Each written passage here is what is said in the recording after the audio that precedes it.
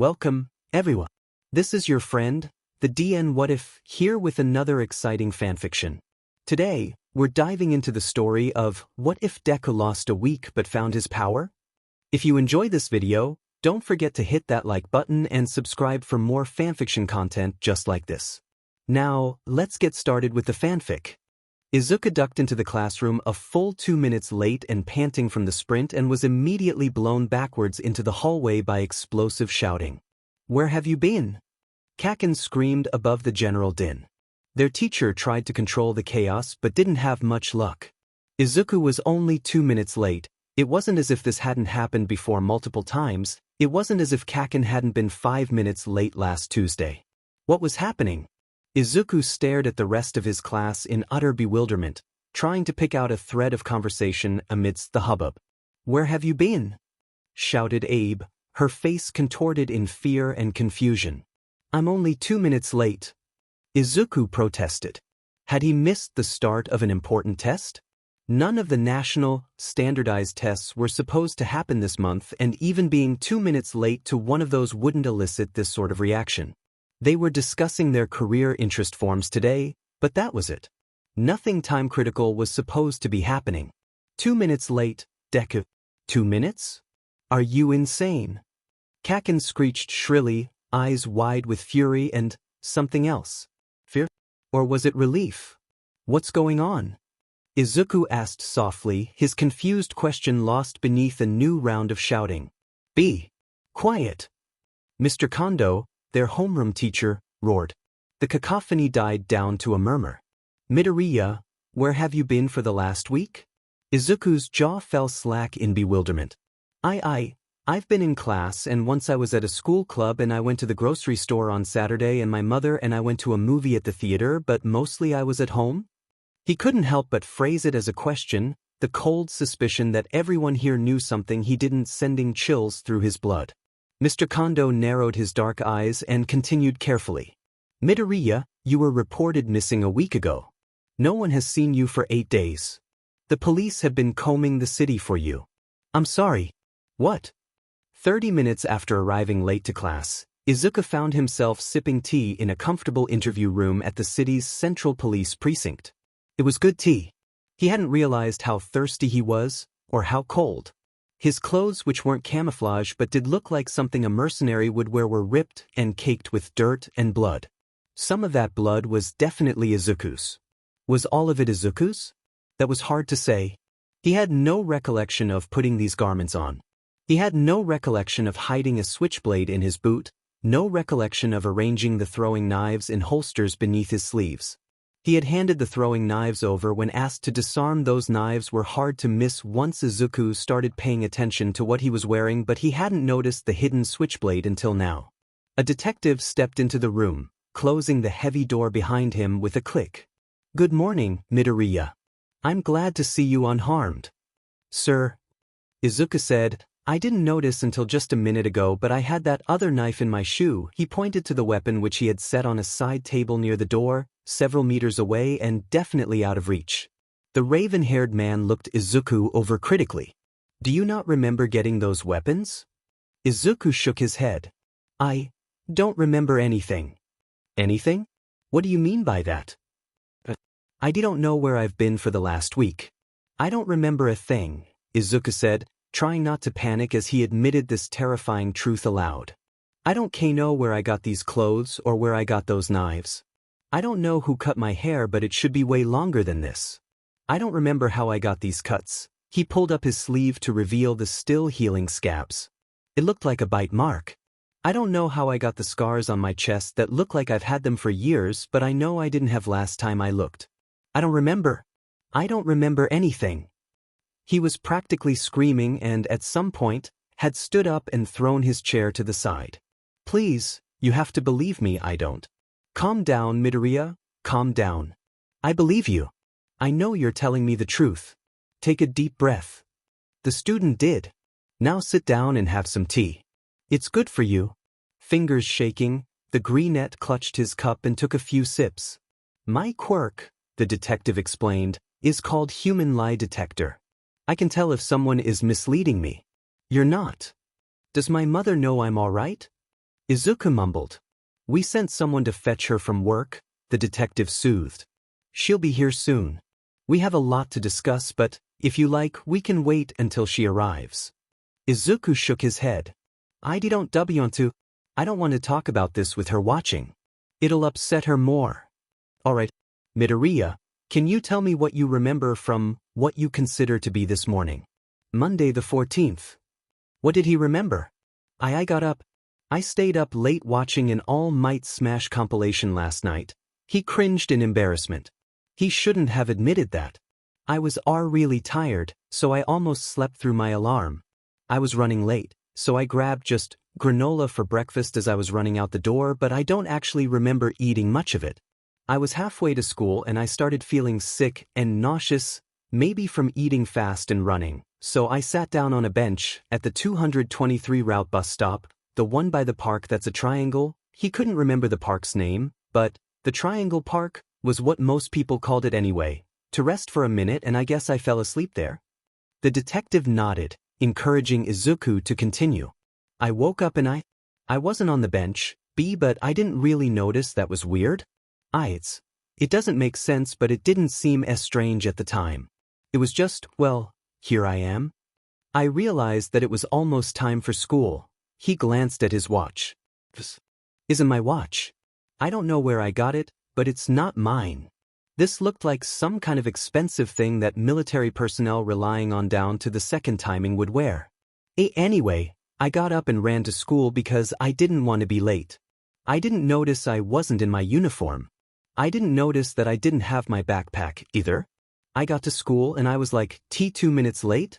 And everyone started shouting at me and screaming, and I got really confused, and then Mr. Kondo took me to the front desk and the principal called the police, and then I ended up here. The detective nodded, closing the book where he had carefully taken notes on Izuku's testimony. You went to school on the 14th. You arrived on time. I did. You don't remember anything about going to school? You had a pop quiz in mathematics. You got a perfect score on it. Physical education played dodgeball. You turned in your career interest forms and discussed them. Izuku shook his head, straining against nothing because there was nothing there, no wall blocking out memories, no fog oppressing some part of his brain, just nothing. There's nothing there, he said. I thought today was Monday. Are you sure I went to school? Of course the detective was sure, but nothing made any sense right now. Yes, Tsukachi nodded. You also met All Might that day after school. He captured a villain that was chasing you, and you asked him if he thought a quirkless person could become an underground hero. He told you something along the lines of, I'm not sure, possibly. Are you sure you don't remember that? Izuku gaped at Tsukachi, unable to close his mouth. Eventually he managed to find the presence of mind to rage against the heavens. Met All Might. I don't even remember it? This can't be happening. Tsukachi's mouth quirked into the barest hint of a smile. He said you were a bit of a fanboy. Izuku felt the blood drain from his face and liquid mortification take its place. All Might and I are well acquainted. That was really cool.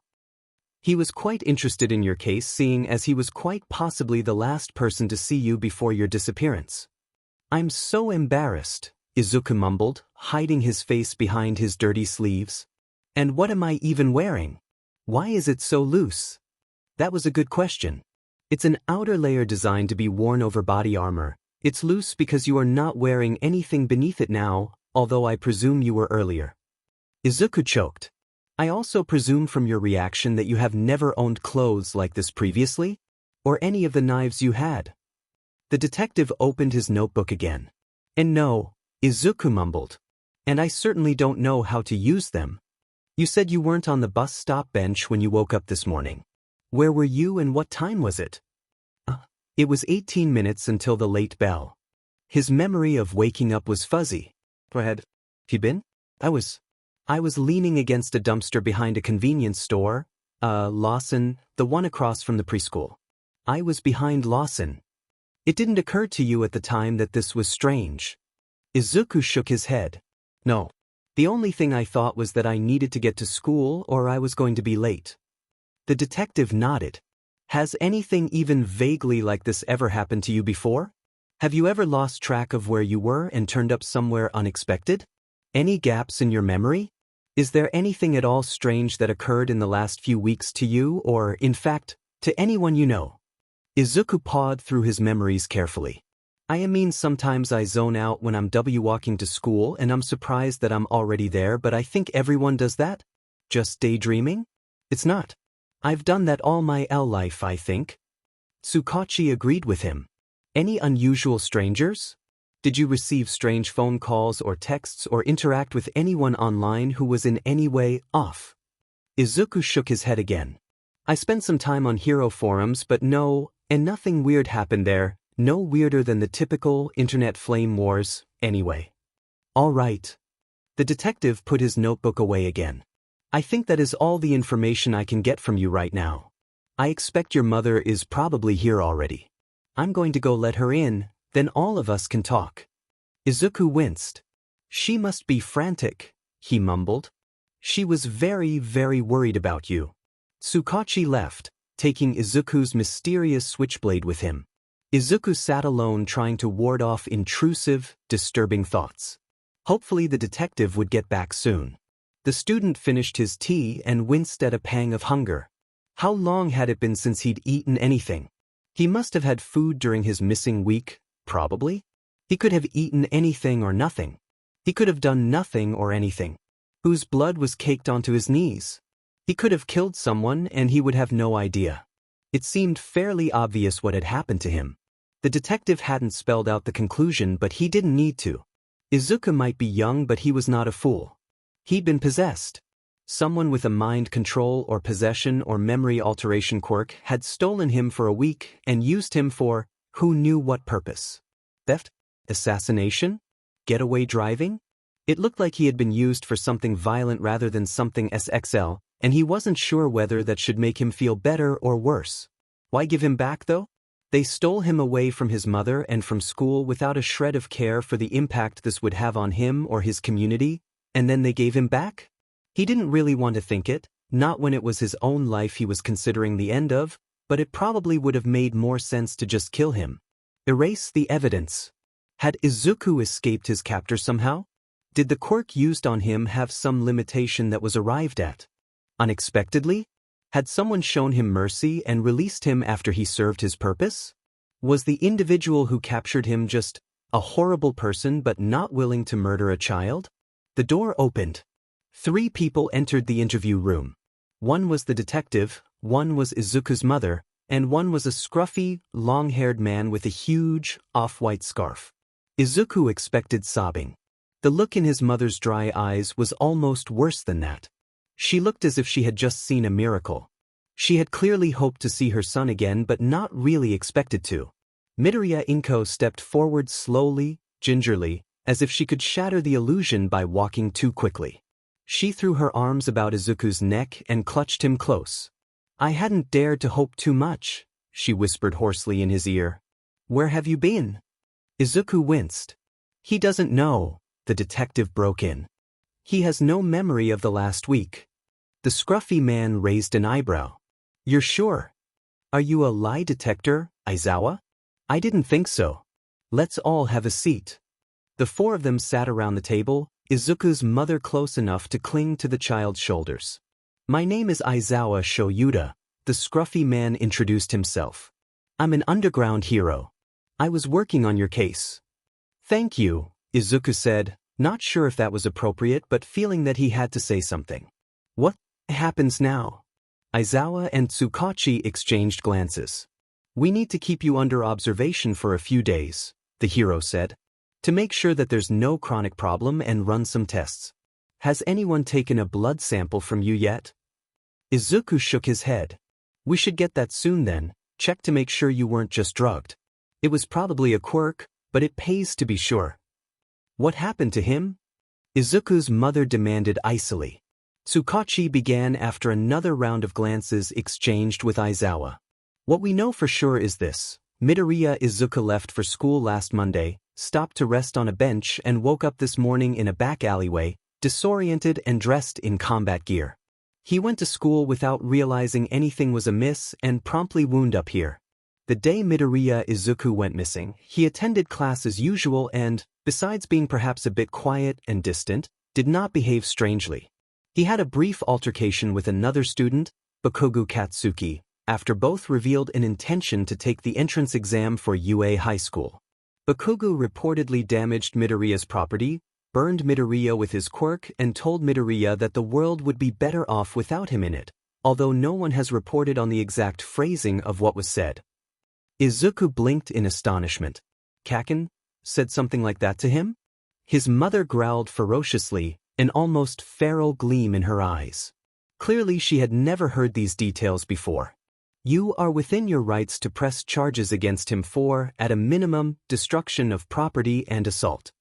I don't want to press charges. Izuku shook his head. I don't even remember, and he's not really like that, he was just mad. The underground hero raised an eyebrow. Besides, I don't want to ruin his life over this. He might not be able to get into hero school with something like that on his record.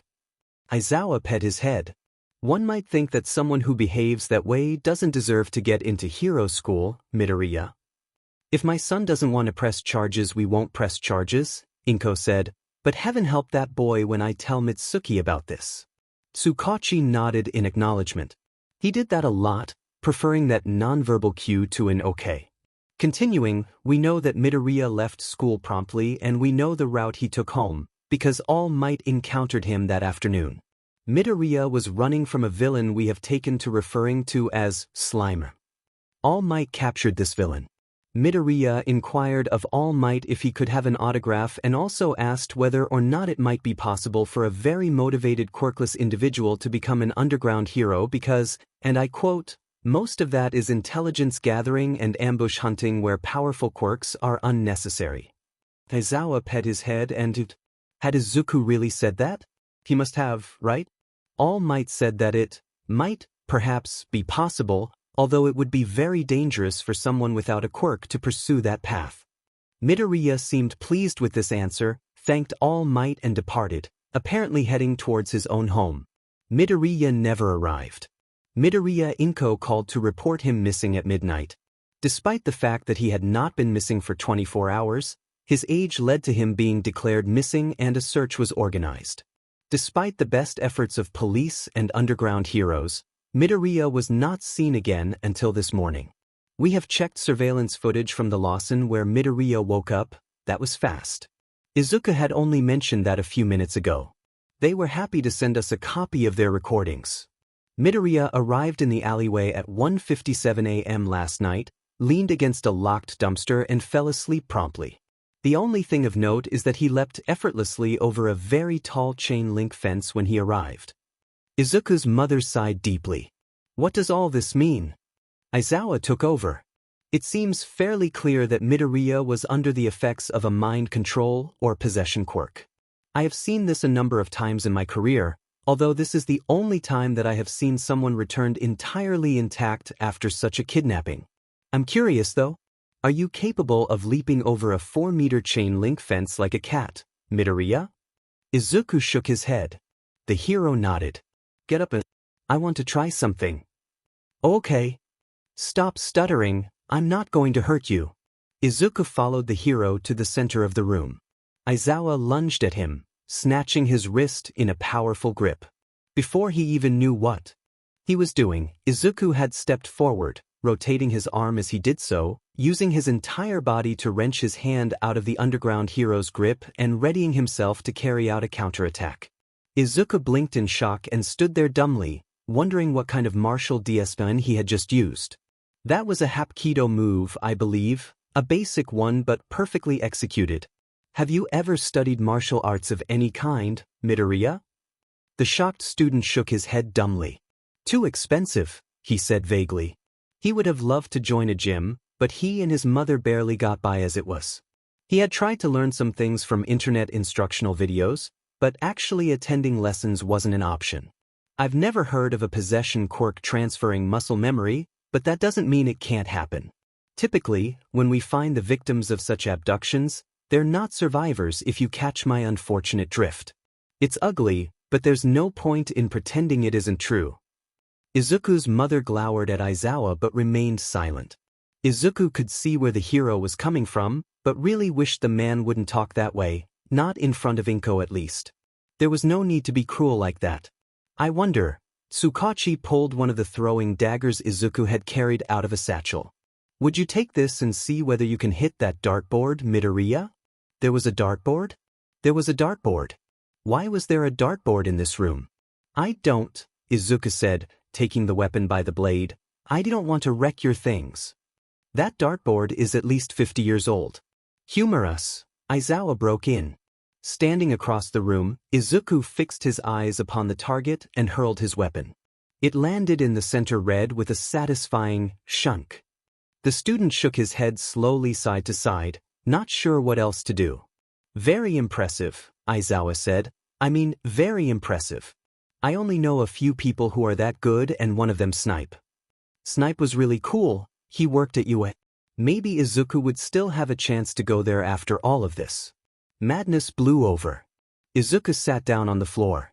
I'm really hungry, he said without much feeling. And I want to go home. But he couldn't. He had to go be under observation, whatever that meant. Well, we can at least feed you, Aizawa declared. Being under observation meant that Izuku had to stay in a safe house for the week. This safe house was actually a hotel. The police took a blood sample from him, among other things, like his clothes, before providing him with a hefty serving of curry for lunch and leaving him and his mother alone in the small room. This was no luxury hotel, but it was clearly not a cheap place, either. Everything was well cleaned and well maintained. There was a microwave and a refrigerator and 2 beds that were just close enough to tempt one to leap between them. Yes, Izuku was going to do just that after his mother went home, regardless of the fact that he knew there were cameras in the main room. He had been promised that there were no cameras in the bathroom, so he considered the arrangement acceptable. The 2 Midoriyas ate together at a tiny table in the corner by the window. The chipboard table was barely large enough for both of them to set down their takeout bowls, but it was better than eating on the floor. Do you think you can get my homework from school? Because I have to stay here all week. Izuku asked, eating ravenously despite the sick anxiety that stalked him like an unrelenting predator.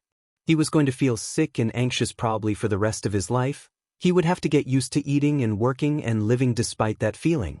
Of course, his mother told him, voice wobbling slightly. He was surprised she hadn't started crying yet. It had to happen sometime to one or both of them. It was a defining family characteristic. If they didn't burst into tears, they weren't Midoriyas. I'm kind of glad I don't remember, Izuku said.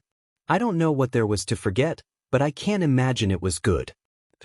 I suppose I'll have to spend my whole life wondering. The detective and Mr. Aizawa will do their best to find out what happened to you, his mother said gently. Izuku shook his head. They didn't find me. I can't imagine they'll find the people that took me. Tears, at long last, dripped down his cheeks. Are you?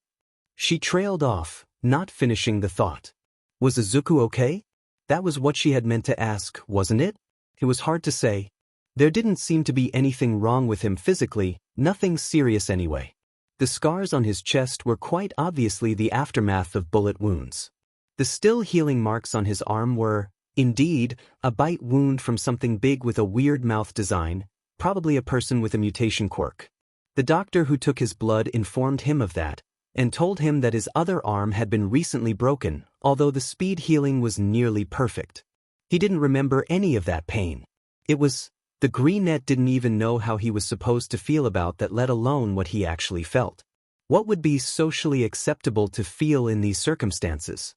If he could at least figure out how society expected him to feel, maybe he could piece together what his emotions were in practice.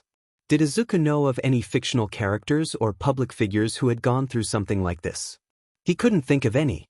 I'm going to wonder until the day I die, Izuku mumbled, see those scars in the mirror and wonder who shot me and why, whether I deserved it.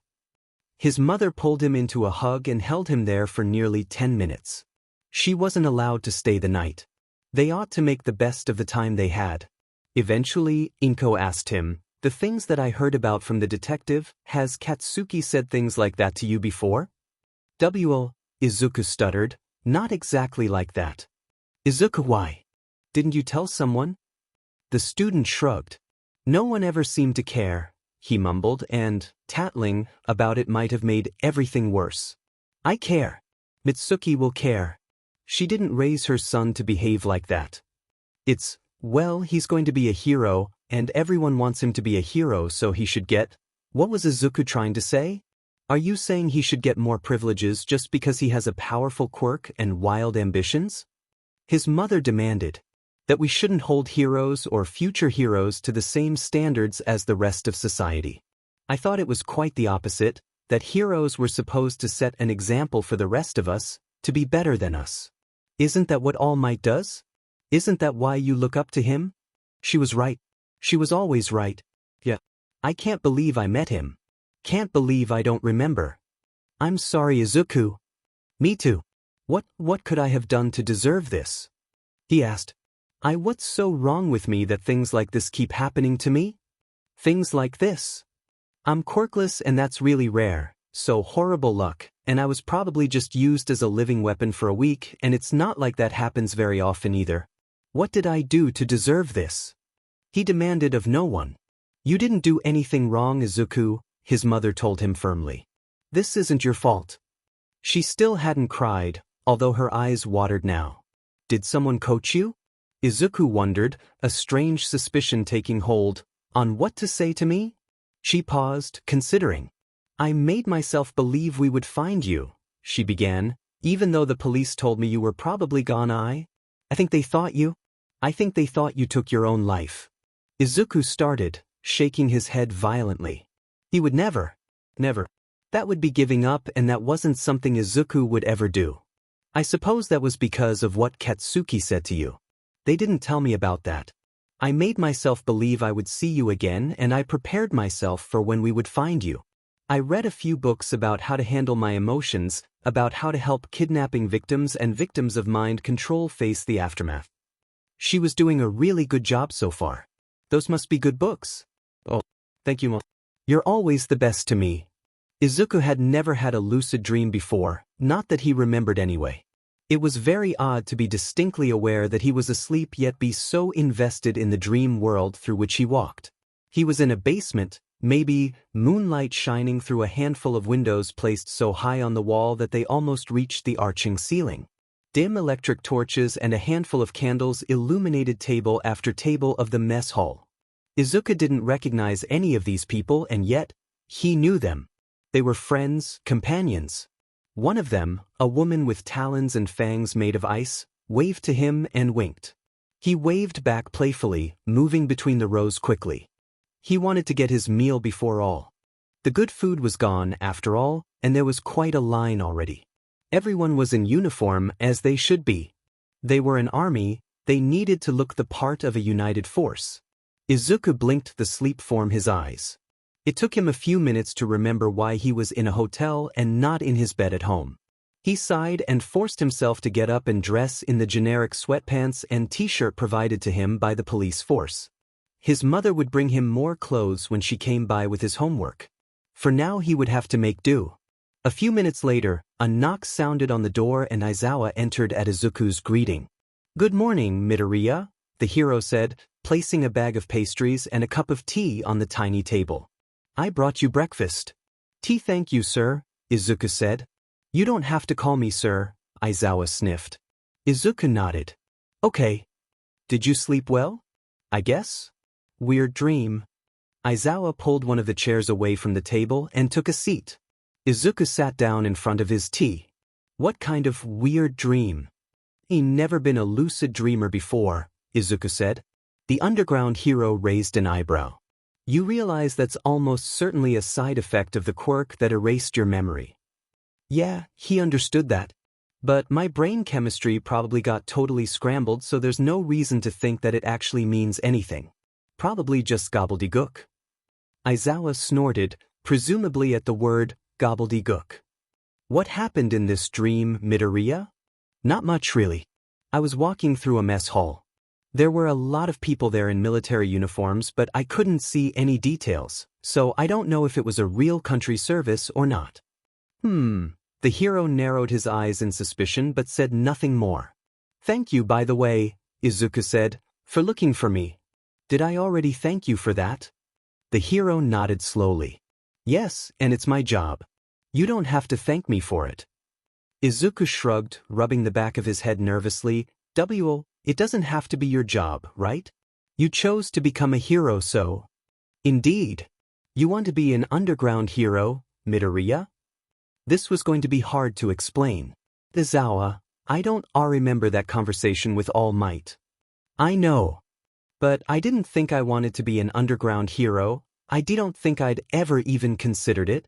I, as in me, you uninfluenced by whatever it was happened to me, I wouldn't have asked All Might that question. I always wanted to be a hero, but I always dreamed of being frontline. Aizawa raised an eyebrow. He seemed to do that a lot. A quirkless individual would be terribly ill-suited to that. Even most quirked individuals are ill-suited to that. In fact, something like half of the current frontline would be better as rescue heroes or in the underground or joining the EMTs or firefighters instead. Frontline is all about hitting heavy hitters harder than the heavy hitters hit you. What you or your shadow said to All Might about why quirkless individuals can make it in the underground, that's all true. It's good thinking. Izuku, having finished half of his tea, finally turned his attention to his pastries. Why are you telling me this? I think you have potential, the hero said simply. Izuku stared at him, waiting for an elaboration.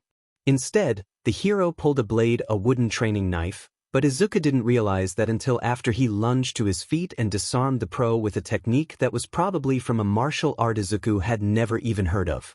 Izuku stared at the knife for a moment before handing it back. I have no reason to think those reflexes are going to go away. You're smart. You're motivated. You are now in possession of fighting skills that take decades to master. I teach the heroics course at UA. I know potential when I see it. Why you teach at UA? I do. The detective said you wanted to apply. Was that real? I mean, do you remember filling out your career interest form like that? Izuku nodded. Yeah. I've always wanted to go to UA, though. I really expected to get into general education if anything. Even when optimistic parts of his brain dreamed of reaching for the stars, some more realistic parts of his brain kept putting things in perspective. I don't see any reason why you can't make it into the hero course, providing you work on your strength and endurance. Make sure you have the physical prowess to use those new skills properly, Aizawa said, arms crossed. Weapons are allowed on the practical portion of the entrance exam, reasonable weapons anyway. Someone did try to bring in an artillery piece once, and the teachers decided that shouldn't be allowed. Form 21T is what you probably need, the teacher continued, pulling out a folder with the UA logo in white on a blue background which he set on the table next to Izuku's breakfast. It's a request to rent support equipment from UA for the test. You can borrow knives, axes, staves, ropes, certain pieces of protective equipment like helmets, and a few more specialized things. I suggest you arrange to borrow a knife, maybe two if you have the skills to dual wield. I wouldn't know, Izuku mumbled, taking a bite of his pastry for the first time. It was delicious, flaky, and filled with soft chocolate. Aizawa nodded. I'm really sorry about this, kid, he said. I'm sorry this happened to you. I'm encouraging you to make the best of it, but, sorry, I know teachers shouldn't swear. Izuku couldn't help but smile at that. I cannot imagine how disorienting this must be. I would be terrified. Yes, I'm terrified. Apparently he hit it well. I'm terrified that they'll realize I did something horrible, that I hurt someone or killed someone, and there's nothing I can do about it. Probably nothing I could have done about it. I'll probably never even know whether I had a choice in hurting that person or not. Maybe the quirk forced me to act and I wasn't even conscious. Maybe it was just an insistent suggestion and I should really be held responsible and charged for assault or murder. Or maybe I didn't do anything wrong at all and was just kidnapped to take part in some underground cage matches or something and nobody was really hurt because it was all a show. I think I like that last option the best, even thought it's super creepy and really unlikely. Aizawa watched him carefully. Given what I learned about you during this investigation, I can say with near total confidence that you would never hurt anyone if you had any other option. How did Aizawa know that? What had he learned and where had he learned it? Had he just talked to Izuku's classmates, or was there more to it? People do not simply throw away a decade worth of ingrained morals and behaviors on a whim. Whatever your hands may have done last week, you have done nothing wrong. Aizawa couldn't know that for sure, but it was nice to hear him say it. Thank you. Again, thank you. The hero gave him the barest hint of a smile. A number of people have been asking to see you. Really? Who could that be? He had already seen his mother. Who else would care enough to want to come talk to him? Bakugo Mitsuki, Bakugo Masaru, and Bakugo Katsuki would all like to speak with you. A few other classmates have asked after you as well, as has your teacher, Mr. Kondo. I'd be happy to see the Bakugos. You can tell the others I'm fine. I'll see them in school next week, but I don't really know any of them that well and I don't want to talk to them right now. He didn't have many friends at school, any friends, really. Alright, the Bakugo family will probably come by tomorrow. Are you sure you want to see their kid, though? I understand your mother and his mother are friends, but? Izuku nodded firmly. He's not really as bad as all that. If you say so, kid. Aizawa left. The underground operative was presumably teaching as well as carrying out hero duties. Aizawa didn't say whether he would have the chance to come check back in that week. He must be incredibly busy, so Izuku didn't expect to see him again. Around noon, Izuku's mother arrived with lunch, reading, and homework for him. Catching up was going to be a chore, but Izuku could handle it. He was always among the best of the class academically. This is creepy, he muttered, filling out another worksheet with hardly any effort. What? Asked his mother. She was still finishing her own lunch. I'm fluent in English now, and I'm pretty sure I know things about math and science that I didn't before. That was even more disturbing, really, than learning he was a terror with throwing knives. Throwing was a reflex, something his muscles knew to do. This was actual information imprinted in his brain with no discernible origin. It was useful. It was violating. Someone had shoved all these things in his head as if Izuku's brain were their property. He clenched his fingers around his pencil until it snapped. I wonder what else I know now. It was on the evening of Izuku's third day of observation that the Baguius came to visit. Inko and Izuku sat on one of the beds. Mitsuki took a seat on the opposite bed. Katsuki and Masaru each pulled up a chair. I believe this brat has something to say to you, Mitsuki glowered at her child. Had Kaken ever looked like this before? Defeated and miserable, ringed eyes downcast and without a single ember of their usual defiance. I'm sorry for being a little beach to you, Izuku. He called him Izuku? Not Deku? Close enough, Mitsuki sighed. And I'm sorry too for letting him get away with this. I put my foot down about all the wrong things. Masaru said something similar. Kaken cringed, burning with the humiliation of having both of his parents apologize on his behalf. What in the name of gods happened to you, Izuku? Are you all right? Mitsuki asked as her husband finished speaking. She hadn't waited to hear if the apology was accepted. Maybe she just assumed it wasn't. I don't know, Izuku shook his head. He was going to have to give variations of this speech a lot, wasn't he? What do you mean you don't know? Asked Kaken sharply. Mitsuki hissed at him like an angry cat. I don't remember anything since the very start of the day on Monday the 14th. Izuku rapped on the side of his head with a knuckle. There's nothing there and the police don't know anything either. Or if they know they're not telling, Inko said, arms crossed and a dark haze in her eyes. Of course they would tell, wouldn't they? That's FING terrifying, Kaken said. Masaru and Mitsuki both berated him for that. It's all right, Izuku shook his head. He's right in any case. I know how to do a bunch of things that I didn't know before and I have scars and a bite mark that I don't remember getting. The temperature in the room noticeably dropped at the word, scars. You're not actually hurt, though, Izuku. You're not, right? Kaken asked him. Not anymore. The doctor said that I'd had a bunch of injuries speed healed but, like I said, I don't know anything about that. Mitsuki closed her eyes and Masaru took a deep breath, running his fingers through his hair repeatedly. I can't figure out if you're unbelievably unlucky or unbelievably lucky, Kaken said. Both, I think, Izuku replied. The underground hero who was looking for me pointed out that they don't usually find people alive after kidnappings like this. That got a wince from everyone in the room except for Izuku, who had already become desensitized to that particular ugly truth. Can I talk to you alone? Kaken demanded suddenly, still refusing to look up. Katsuki. Mitsuki began to growl. That's fine, Izuku intervened. Yeah. Let's let the adults talk for a few minutes. The parents somewhat reluctantly stepped out into the hallway. Silence.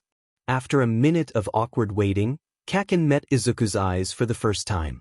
But, thought I killed you, he said. Izuku blinked. What was he supposed to say to that? I told you to kill yourself and then you disappeared. I thought you were dead. And it was my DMN fault. You didn't. It wasn't nothing. I don't know what I'm trying to say. Izuku rubbed his short hair, missing his curls. I don't remember that, Kaken. You don't? I thought. I told you, I don't remember anything that happened that day other than getting up and going to school. I sat down on a bench on my way because I was feeling sick, and then I woke up in a back alleyway halfway across town a week later. You don't remember me telling you to jump off the roof, hoping you'd get a quirk in your next life? It. Because that's what I said. I said that to you. Kaken snarled. And then you did. I thought you did. I didn't, Izuku whispered. I never would. Kaken hissed, leaning backwards with his eyes closed and rubbing at his face with the heel of his palm. I didn't mean it. Of course you didn't, Izuku whispered. There was never any doubt about that. I never meant it, any of it. I don't know. I wanted you to get mad. I wanted you to yell at me and tell me off like the hag does and fight me like you thought I was worth it, and I didn't know what to do when you wouldn't. I don't understand you and... Izuku sighed. I don't understand you either, Kaken.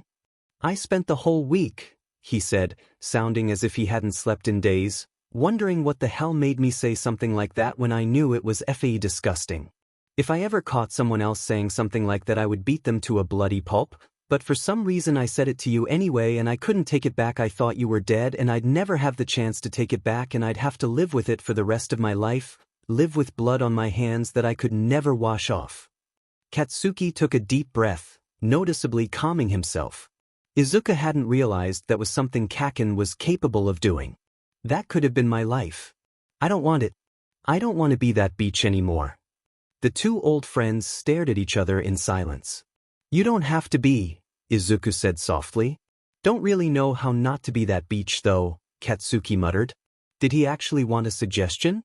Just hang out with people who aren't like that and it will rub off, or so I've heard. Katsuki sighed again, but the tiniest hint of a smile graced his face for a moment. Is that an invitation, Izuku? Could I start following you around now like you used to follow me? Sure. You really mean that, don't you? You don't hold any of it against me. You are too pure for this effed-up world, Izuku. I don't even remember it. That doesn't mean it didn't happen. Katsuki snarled. The way I felt this week, I didn't even know it was possible to feel this horrible. He raked his fingernails through his hair. They came away bloody. Sorry. Kaken. Don't apologize to me, you. What's wrong with you? You're apologizing to me because I was an a-hole? I don't. Why are you like this? I don't know. Kaken got up, walked over to Izuku and pulled him off the bed to hug him. The greenette allowed himself to be manipulated like a rag doll. He was far too shocked for any other response. He couldn't remember the last time Kaken had willingly touched him in a way that wasn't intended to cause pain. Without another word, Izuku's old friend turned on his heel and slunk out of the room. Later that night, as he lay awake staring at the popcorn ceiling of his lonely realm of exile, Izuku would question whether the hug had happened at all. Each day of his observation week seemed to last forever, but when the ordeal was finally over, Izuku felt almost as if it had never occurred, as if time had just flown by. Izuku returned to school and did his best to pretend that nothing at all strange had happened. That attempt lasted less than 5 minutes. Mr. Kondo outright asked Izuku what had happened to him. It was a bit surprising that the story hadn't made it into the local news. Well, maybe it wasn't surprising given how forgettable Izuku seemed to be. It was probably for the best that the teacher demanded an answer from him publicly like that, because it saved the student from being asked separately by every single member of the class. He gave a quick, edited version. I don't remember anything that happened that week. They presume I was kidnapped by a villain with a mind control quirk, but nobody knows anything more than that. Izuku's unwanted status as a subject of gossip and intrigue lasted for about a week, and then there was a fight across the street between Miruko and a villain who looked like Arnold Schwarzenegger. The Terminator was a truly ancient cult classic from which Izuku had only ever seen a few clips. The story of the disappearing reappearing Aldera student was forgotten. At school, Izuku never mentioned any of the mysterious new skills he had obtained, except to his English teacher. The student didn't want to be accused of cheating when he became fluent in the language overnight. A single conversation with the man was enough to assure the older gentleman, anyone who dressed like that so religiously every day counted as a gentleman, that Izuku was not lying about this. Bizarre, was the only thing Mr. Sano said. Do you want to be moved out of the class? There's no point in you being here anymore. I don't really want people to know, Izuku explained, fidgeting. The man nodded knowingly. I can well understand that. Just keep your head down. I won't call on you in class. You can pretend nothing changed. In school for a few hours a day, sure. That worked. He couldn't pretend all the time, though, because everything was different. Izuku even walked differently. His posture had changed. It was subtle, but it made a huge difference. His footsteps were soft and sure. Movement seemed to be planned so as to waste the least momentum. It was hard to forget what had happened to him with those constant reminders. After their confrontation at the hotel, Kaken avoided Izuku not like the plague. Kaken was avoiding him in the way an embarrassed young girl would avoid the gaze of the boy she had a crush on, not that Katsuki had a crush on Izuku. That would be too weird, they'd known each other too long for that. Izuku filled out Form 21T in preparation for the UA entrance exam. He tried to take Aizawa's advice about conditioning. It wasn't as if he hadn't run to and from school many times in his life racing the clock, but now he did it every day racing only himself. Kaken stared at him, one eye twitching. What in the world do you think you're doing? The explosion wielder demanded. Was Izuku actually supposed to answer that question? Leaping across rooftops? The rooftops in question belonged to second-story buildings and were no more than 10 feet apart. The blonde demanded, looking as if his head might implode. You are yes, but why? I wanted to see if I could. I mean, I came back from my missing week a bit stronger and faster than before, but it wasn't anything drastic, and I wasn't sure if just knowing how to leap over fences and between rooftops was good enough or if I needed to be stronger than I am. Katsuki sank to the ground, rubbing his eyes. So, yes, apparently it's enough. It's not like you were ever in rotten shape. So once you found the answer to your little question, why the hell did you keep on doing it? Well, it's fun. It seemed a rather poor excuse when put that way.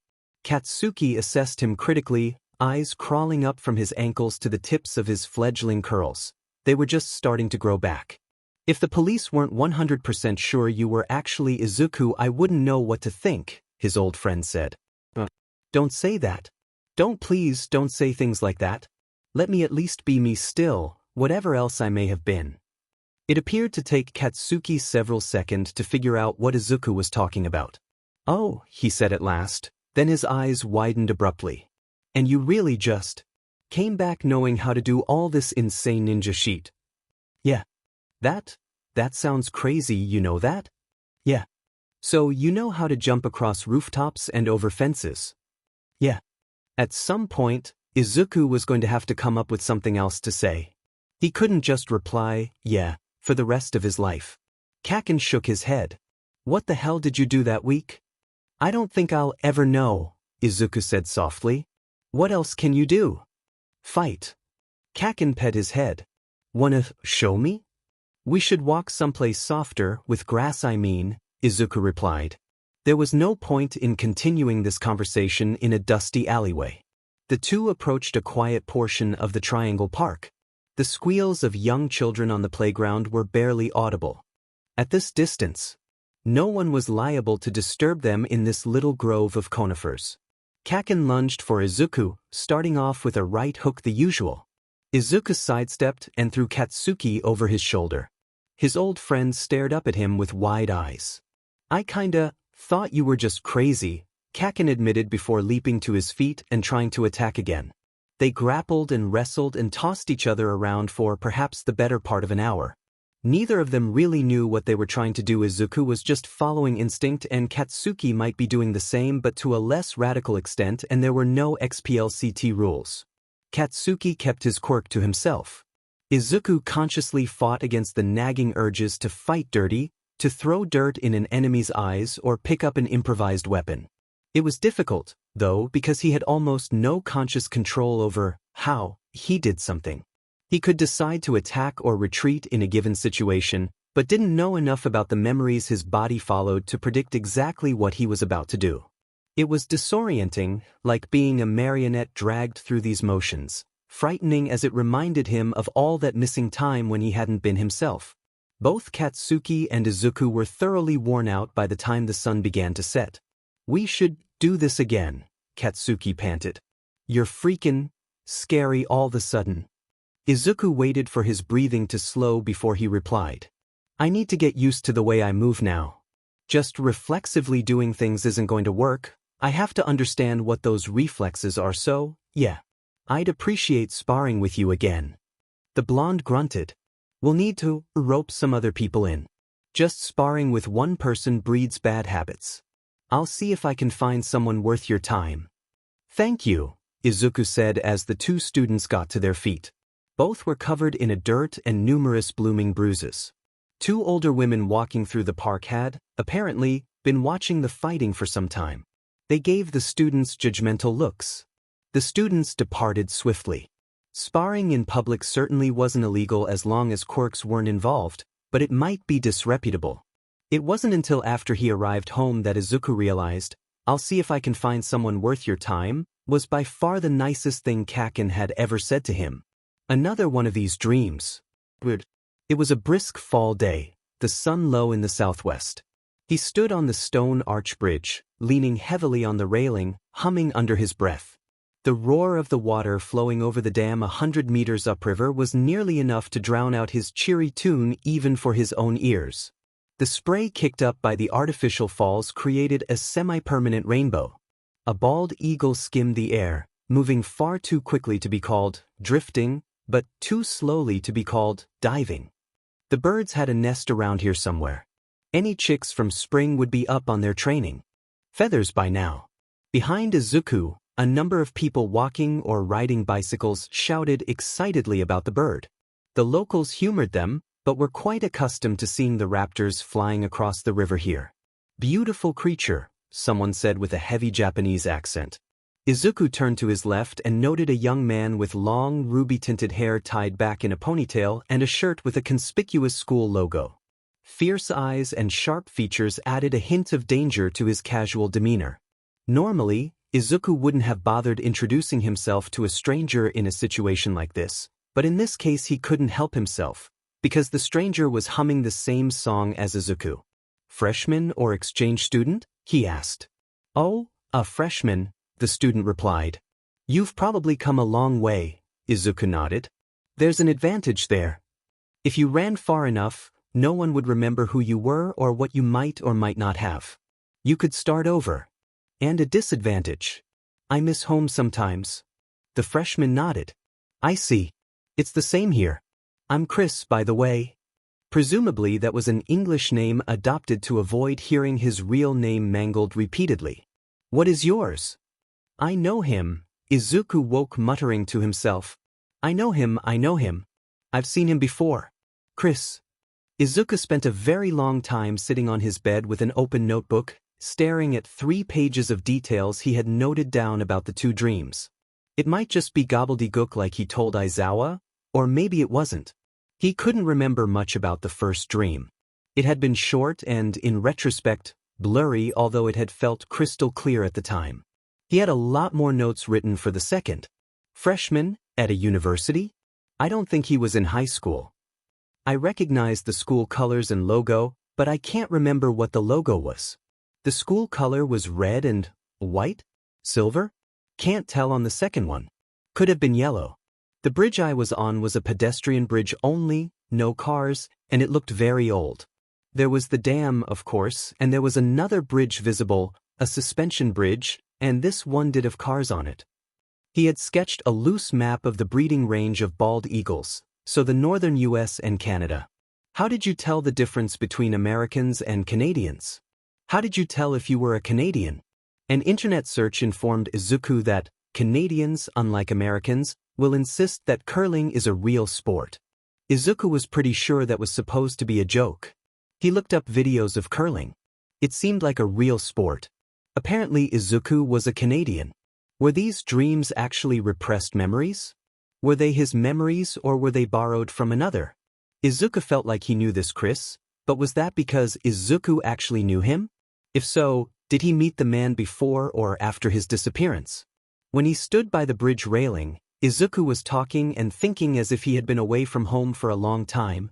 So if these were actually the Greenette's memories, had he really been gone just a week?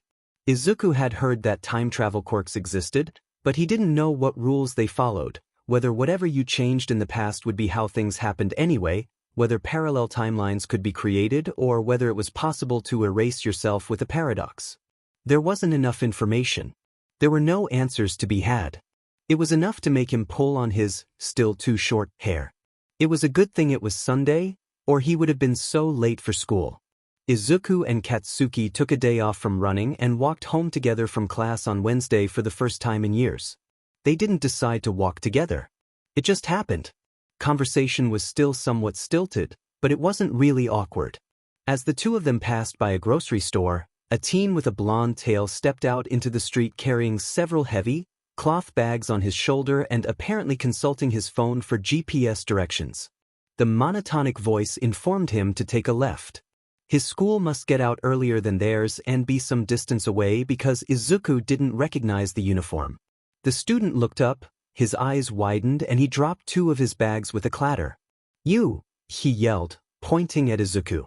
"What in the world?" "Me." Izuku pointed at Izuku. "It's you." He didn't sound particularly angry. "Who the hell is this, Izuku?" Kaken asked. Izuku shook his head. "I think you have me mistaken for someone else," the Greenette stuttered out. "I do not." "Alright, calm the F down extra." Kaken stepped in front of Izuku, crossing his arms. "Who are you and what's your problem? He sure as hell doesn't know you. You jumped into the middle of a mugging and knocked the attacker senseless right in front of me," the unknown student said more calmly. "You weren't even wearing a mask. You expect me not to remember you?" Izuku blinked. "I did what? When was this?" Kaken demanded. "I don't remember the date, like 2 months ago. It was on a Tuesday. Tuesday the 15th. One of the days Izuku didn't remember. "What's your name?" Kaken demanded of the other student. "Ojiro Mashireo," he replied, now looking abashed, perhaps by his outburst. "Alright, I'm Bakugo Katsuki, that's Midoriya Izuku, and he has no idea where he was that day or any other day in that goddamned hell week, so you're going to come with us and sit down at the park down the block and you're going to explain to us everything you know about where this guy was that day, alright?" Ojiro did not seem to think it was alright. "Please," Izuku begged. "You're the first person I know of who saw me at all that week. I have no idea where I was or why." Ojiro looked like this was all well above his usual pay grade, but picked up his fallen groceries with a sigh and motioned for Bakugo to lead the way down the street. The trio seated themselves at a run-down picnic table well in sight of 24 witnesses. Izuku pulled out the notebook where he had written out the details of his dreams. "Could you tell me exactly what happened, please? And when? Only if you promise me a full explanation of what is going on here." Katsuki took over. "He showed up as normal for school on the Monday before you saw him, apparently escaped from a villain on his way home, met All Might and then vanished off the face of the planet for a week. He turned up in a back alley without even realizing a week had passed and, of course, ran to school, 'cause he thought he was going to be late for class and didn't even notice anything was up until we all had a fit when he showed. That's all. Police don't know anything. He doesn't know anything. Nobody knows anything except maybe you." Ojiro glanced uncertainly between the two of them. This is for real? Yeah, Izuku sighed. Yeah, it's for real. I don't think it made the papers anywhere. So it wouldn't be easy for them to prove everything if Ojiro was convinced they were lying. Alright, sure. I'll believe you for now. It's not as if I have much to say. I was on my way to school, taking a shortcut which I no longer take. Izuku interrupted to get the exact address. It was more than 60 kilometers away and time from Ojiro. Apparently this happened at exactly 7:43 a.m. From the timestamp on a text I sent out a few seconds beforehand. There was an older man walking in front of me. A heavy-set figure in a hoodie and a medical mask reached out of a doorway and pulled a knife on the man. I was mostly petrified, not sure if I should intervene or not. I'm great at knife defense, been practicing a decade, but I was pretty far away, still, and I couldn't remember in the heat of the moment what self-defense laws would permit me to do. There's this sudden movement on the neighboring roof and this black blur jumps down into the alley from the top of a second-story building. Izuku was surprised he hadn't broken an ankle. Maybe Ojiro was exaggerating, or maybe Izuku had been wearing some kind of specialized footwear. Impact-absorbing boots did exist, if you had the money, but a lot of them were considered combat support items, and the trade was very carefully regulated by the Cage Match Act. Yes, that was the law's real name. The blur is on the mugger in an instant, grabs his wrist and disarms him just like I've been taught to do, maybe better. The mugger tries to punch the blur and the blur dodges, then kicks him in the leg. The mugger goes down and then the blur elbow whips him in the head. The blur looks up at me and the blur is you. You wave at me, toss the knife onto a dumpster across the street and take off. Was my hair this length? Izuku asked. What? My hair used to be much longer. I cut off my curls during that missing week. Did I still have them? No, your hair was short. What was I wearing? Black, Ojiro repeated. I couldn't see any details. Boots or tennis shoes? Izuku asked. Combat boots? Ojiro nodded. Those were noticeable. They might have been support equipment of some kind. That would explain how you managed to land without breaking a foot after leaping from that height. It seemed their trains of thought were arriving at the same station. It might, Izuku nodded. The police already know about this, then? I don't need to make a report? I mean, I did at the time, but I didn't know who you were. Izuku shook his head, then considered. It might be helpful if you could call. He fished for a business card in his backpack, copying down Tsukachi's number and name onto a small piece of paper. The detective from my case would want to know, I'm sure. Where did you learn to fight like that? To move like that? I've been practicing most of my life and I don't think I could have done that, not in practice anyway. It's easier in, well, actual practice if you know what I mean. Izuku shook his head. I didn't know any of that stuff before I disappeared. Wait, what? That's not possible. Kaken snorted. Pretty much anything is possible with quirks. Ojiro considered this. Can you still fight like that? Izuku nodded, carefully scribbling down a few more details in his notebook. But you don't remember learning? The greenette shook his head. Would you show me?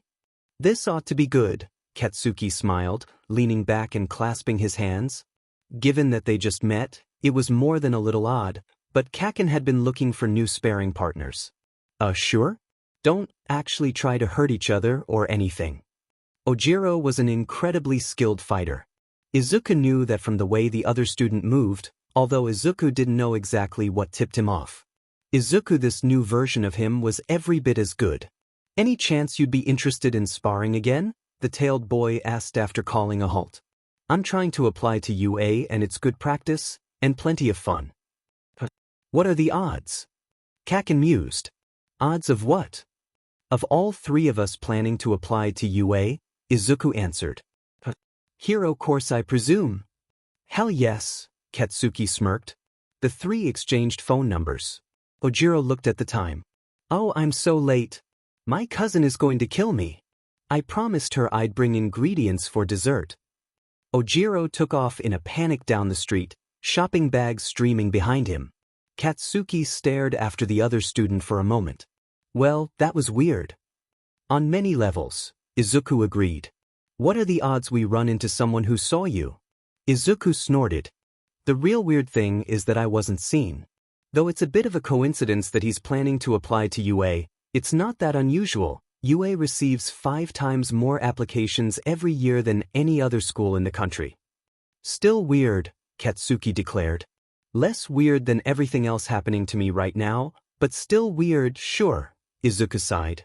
So you got brainwashed into being a vigilante for a week and then forgot about it? That's old news.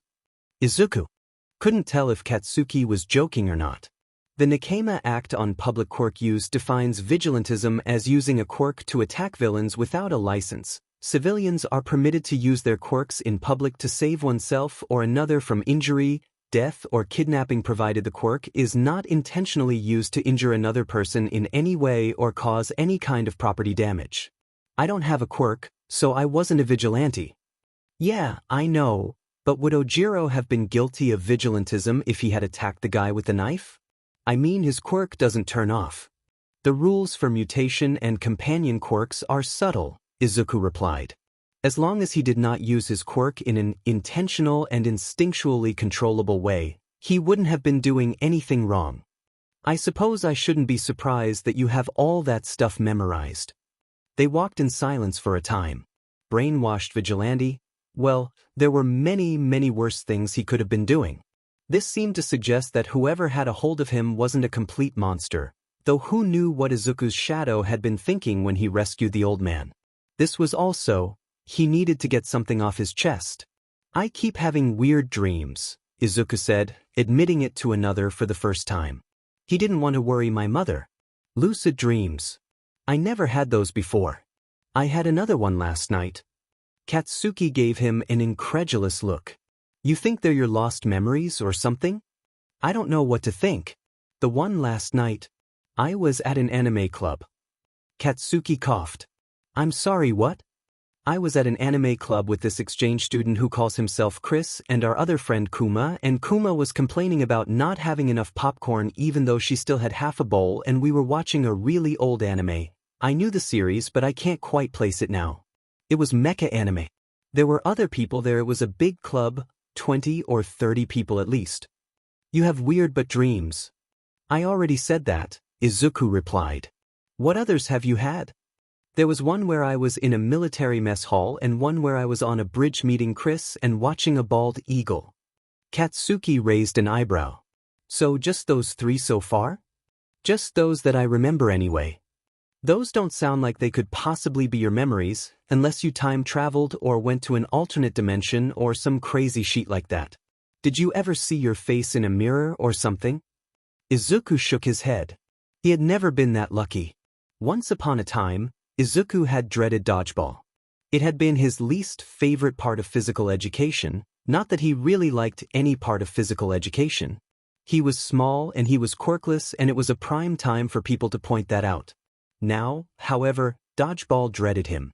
He didn't want to show off how he had changed, didn't want people to know, but suddenly revealing himself to be good at dodgeball was unlikely to raise many questions. Izuku caught the first ball thrown at him effortlessly with one hand, the second ball with the other. Katsuki, standing on the opposite side of the gym, stared at Izuku with wide eyes. You'd better be afraid, the greenette preened, throwing first one ball and then the other because he was suddenly cool and ambidextrous like that, striking Ono and Ishida on the ankles. They stared at him in disbelief, as did a number of others. We're doomed, aren't we? Katsuki said in the relative quiet between barrages. Doomed, Izuku replied, grinning wildly. He dodged 2 projectiles and nailed Kakin in the shin. This must be what it was like to have a quirk, to suddenly realize there was something you could do that no one else could, not quite like you anyway. It was joyous. It wasn't until 3 weeks later that Katsuki and Izuku organized a time to meet with Ojiro. Ojiro had a pass, with a certain number of guest allowances per month, to the Murata Quirk Gym, so Katsuki and Izuku took the train 40 kilometers to the south to meet their acquaintance. It was, conveniently, one of the few gyms Izuku had heard of that didn't ask for any quirk information on the liability waivers. In theory, it was illegal to discriminate against anyone on the basis of a quirk. In practice, it happened all the time in one way or another, and Izuku had been worried that he would have to reveal he was quirkless and would then be denied access to the gym on some technicality. The building in question was a single-story, warehouse style, but quite modern with a sleek, neon sign and broad, well-washed windows. The tailed boy waited for them outside with another friend, a tall, many-armed boy by the name of Shuji. They had known to expect him. "Nice to finally meet you, Midoriya, Bakugo," the masked student said. "Likewise." Izuku smiled. Kaken made some sort of reasonably friendly noise. "Let's head in," Ojiro said, holding the door open for them. Katsuki and Izuku handed in their first-time liability waivers on the front desk to the attendant, who was probably related to Ojiro, going off the very similar mutation. The four proceeded to the third of the practice rooms on the left. There were, similarly, 3 rooms on the right and a broad area between with weights and equipment. "The big Quirk gym with the weird stuff and the pool is in the basement," Shuji told them as Izuku looked about in wonder. 2 middle-aged women practiced grab escapes and arm bars in one corner of the room, using the line of mirrors across the wall to check each other's form. The mats in the opposite corner were unoccupied. Izuku began a routine of warm-ups and stretches which he knew by heart despite no one having ever taught him. The others performed similar pre-combat rituals. "So, what's your quirk?" Shuji asked Izuku. "I'm quirkless," he replied. Shuji narrowed his eyes in confusion. "He's very good," Ojiro said. "You'll see." Shuji and Izuku paired off. Katsuki faced Ojiro. "No quirks on the first round.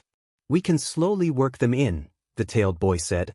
Shuji was fast and immensely strong compared to Izuku even without working in his extra arms, but Izuku knew exactly how to deal with that situation, how to use his opponent's momentum for throws, how to press all the strength of his own body against the weakest finger of the grip to escape Shuji's hold on a slender wrist.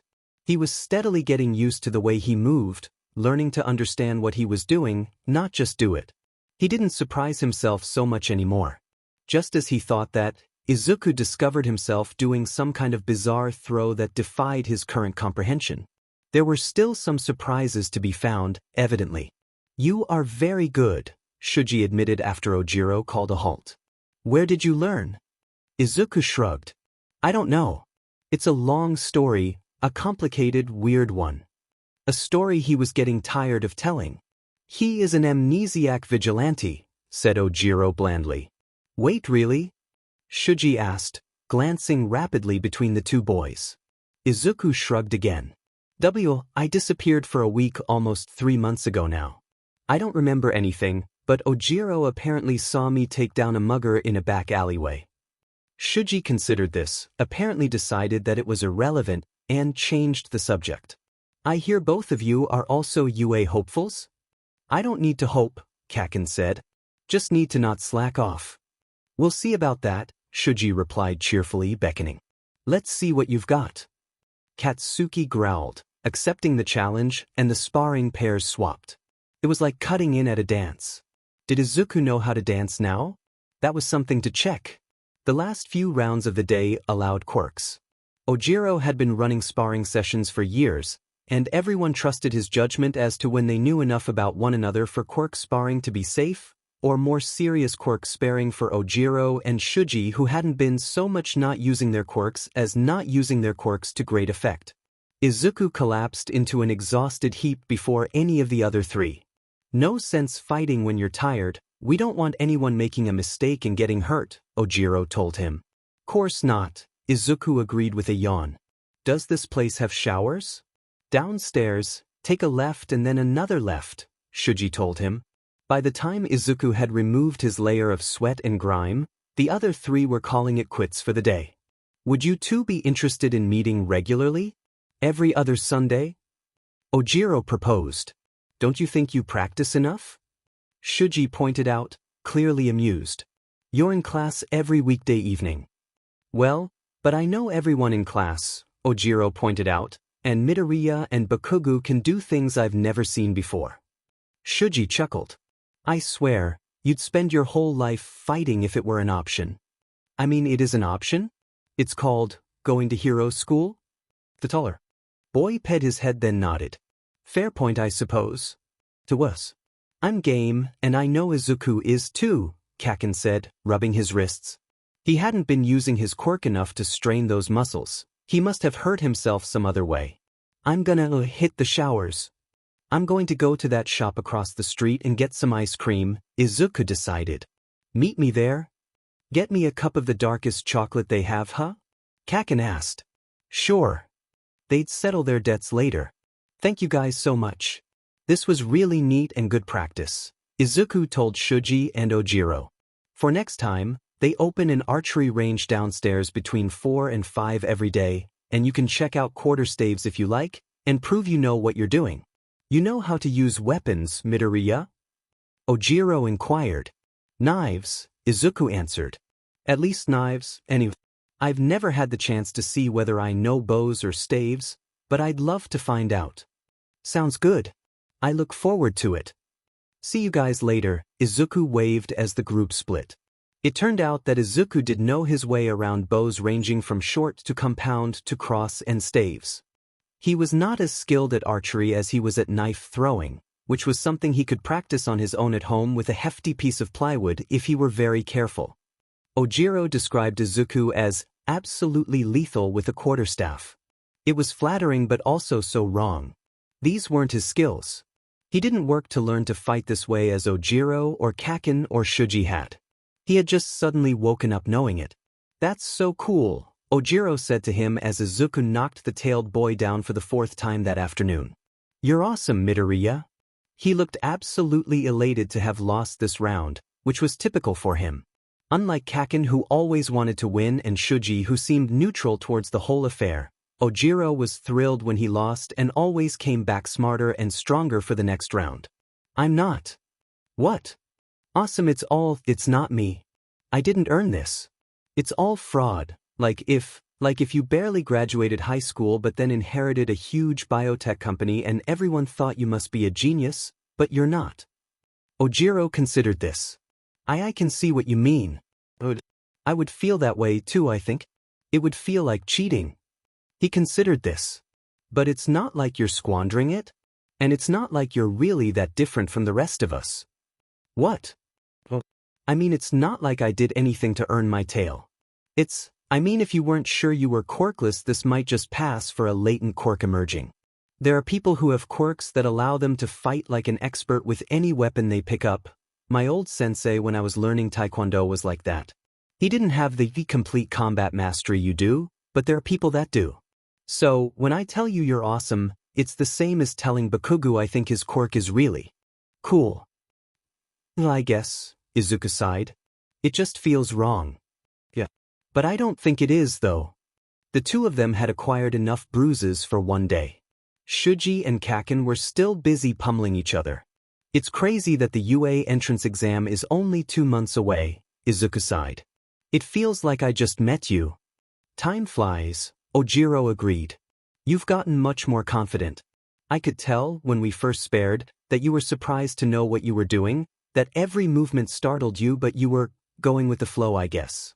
It was one of the things that made me really start to believe you about what happened to you. Izuku nodded. It was shocking. Like waking up in someone else's body.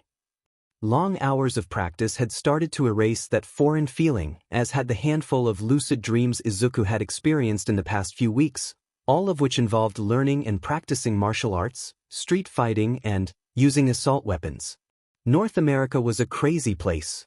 All of the visions had been rather blurry, but the conscious information conveyed had meshed well with the unconscious reflexes in his muscles. That must have been terrifying.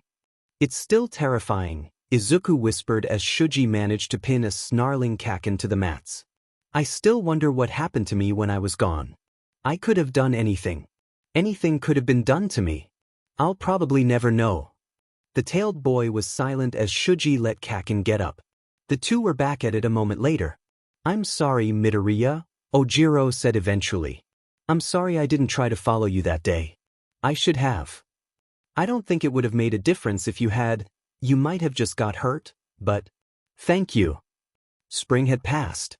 In other words, it had finally stopped snowing now and it was time for finals. Chris stumbled out of his last class of the day with an imposing pile of textbooks in his arms. He was planning on an economics major, maybe a double with psychology, and, as such, was overloaded with texts despite only being a freshman. I can barely see you behind that stack of books, Izuku laughed. Want a hand? Sure, Chris thanked him. Izuku took the top two from the stack, Principles of Statistics and Multivariable Calculus. I still don't understand how you managed to come in with so many credits, Izuku grumbled. Well, he did. He understood how the IB diploma worked. You should be plowing your way through the liberal education requirements right now and enjoying your freshman year like a normal person. Chris shrugged. I am enjoying my freshman year, and it's not like I don't have any free time at all. His accent was much less pronounced now.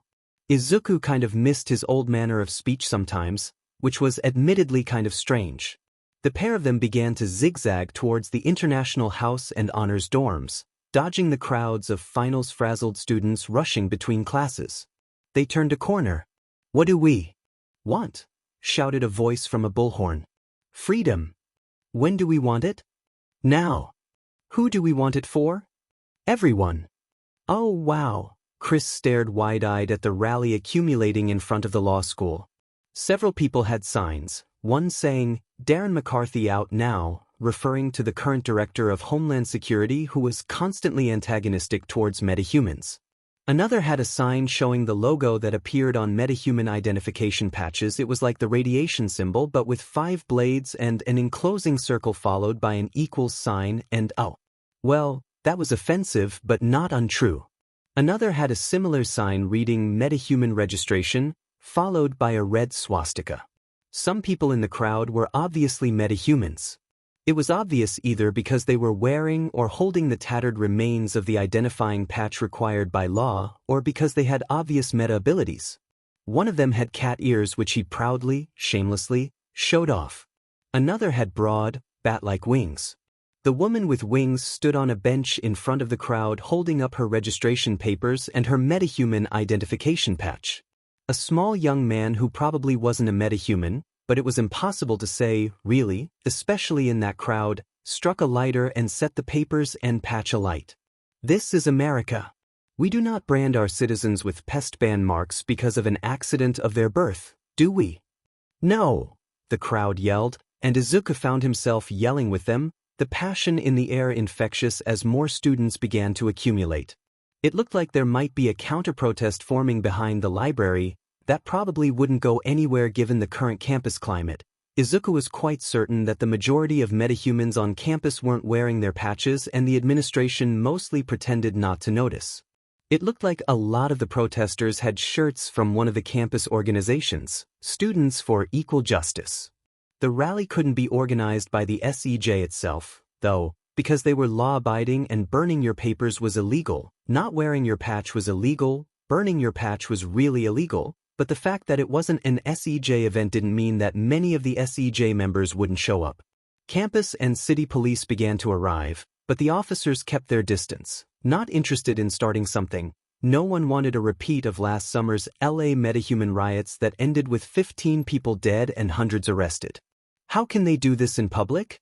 Asked Chris, voice frightened and hollow. What? In Japan, if someone didn't wear their identifying patch or burned their papers or even failed to register, they would be taken to prison for a decade. Izuku hadn't kept up with the current Japanese attitudes towards metahumans. He knew it was bad. Hallow versus Nebraska is going to the Supreme Court next week, Izuku said, and there's no possible way it won't be struck. Forcing people to register with the government just for existing the way they do is blatantly unconstitutional. All similar state laws are going to go out the window with Nebraska's Meta-Ability Control Act. You know a lot about this, Chris whispered, a strange, faraway look in his eyes. Well, I'm invested in the situation, Izuku admitted. Me too, I suppose, Chris whispered. Do you know who the woman leading is? Who was the woman organizing the chants? Izuku squinted. No idea. Another 3 people stepped into the center of the crowd to burn their identification patches. Hallow versus Nebraska was overturned 7-2 by the U.S. Supreme Court decades ago, years before Izuku's mother was even born. That reduced the explanations for Izuku's dreams to time travel or not my memories. This also ruled out weird hallucination, because Izuku had certainly never heard of that court case or the LA metahuman riots, and the five-bladed logo on the registration patches was definitely something Izuku hadn't seen before his disappearance, either. So it's real, it's the past, at an American university, Izuku muttered to himself. Is it me in the past? Still up in the air, it feels like me? I don't know. The timeline spanned a full year at least from meeting Chris in the fall to finals in the spring, so if it is me, something really, really weird is going on, probably a lot weirder than, well, I think I'll assume there's someone else's memories. That makes more sense, but why do I have someone else's memories? I know there are quirks that can tamper with minds that way, but why bother? There's no point? Kidnap me for a week, turn me into a vigilante, wipe my memories and leave me with a bunch that belong to another person? Why? Some instinctual part of him didn't want to tell Detective Tsukachi. It wasn't instantly clear why, he just didn't feel like it was a good idea. The more rational part of his brain, though, insisted that he absolutely needed to call and explain what was happening. He would do that tomorrow afternoon. He had a block of time free at a reasonable hour for a phone conversation. Tomorrow came and went and Izuku talked himself out of making the call. It wasn't like this was important or really helpful to investigators. Izuku's case was cold by now, no one was looking into it anymore, and honestly, maybe they didn't need to. The only person who really seemed to care anymore was Izuku, so why waste the time of heroes and police?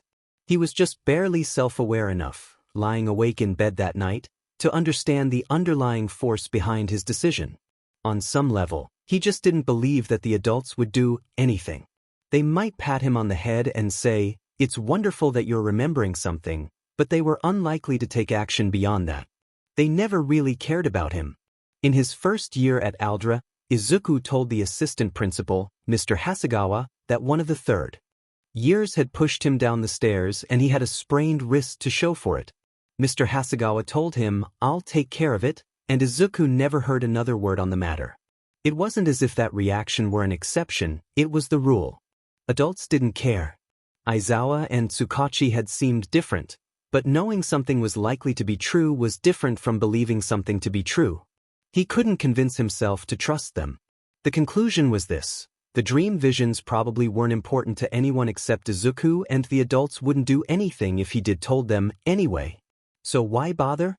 "Stop vibrating, Izuku," Kaken groused at him. "I can't," Izuku replied.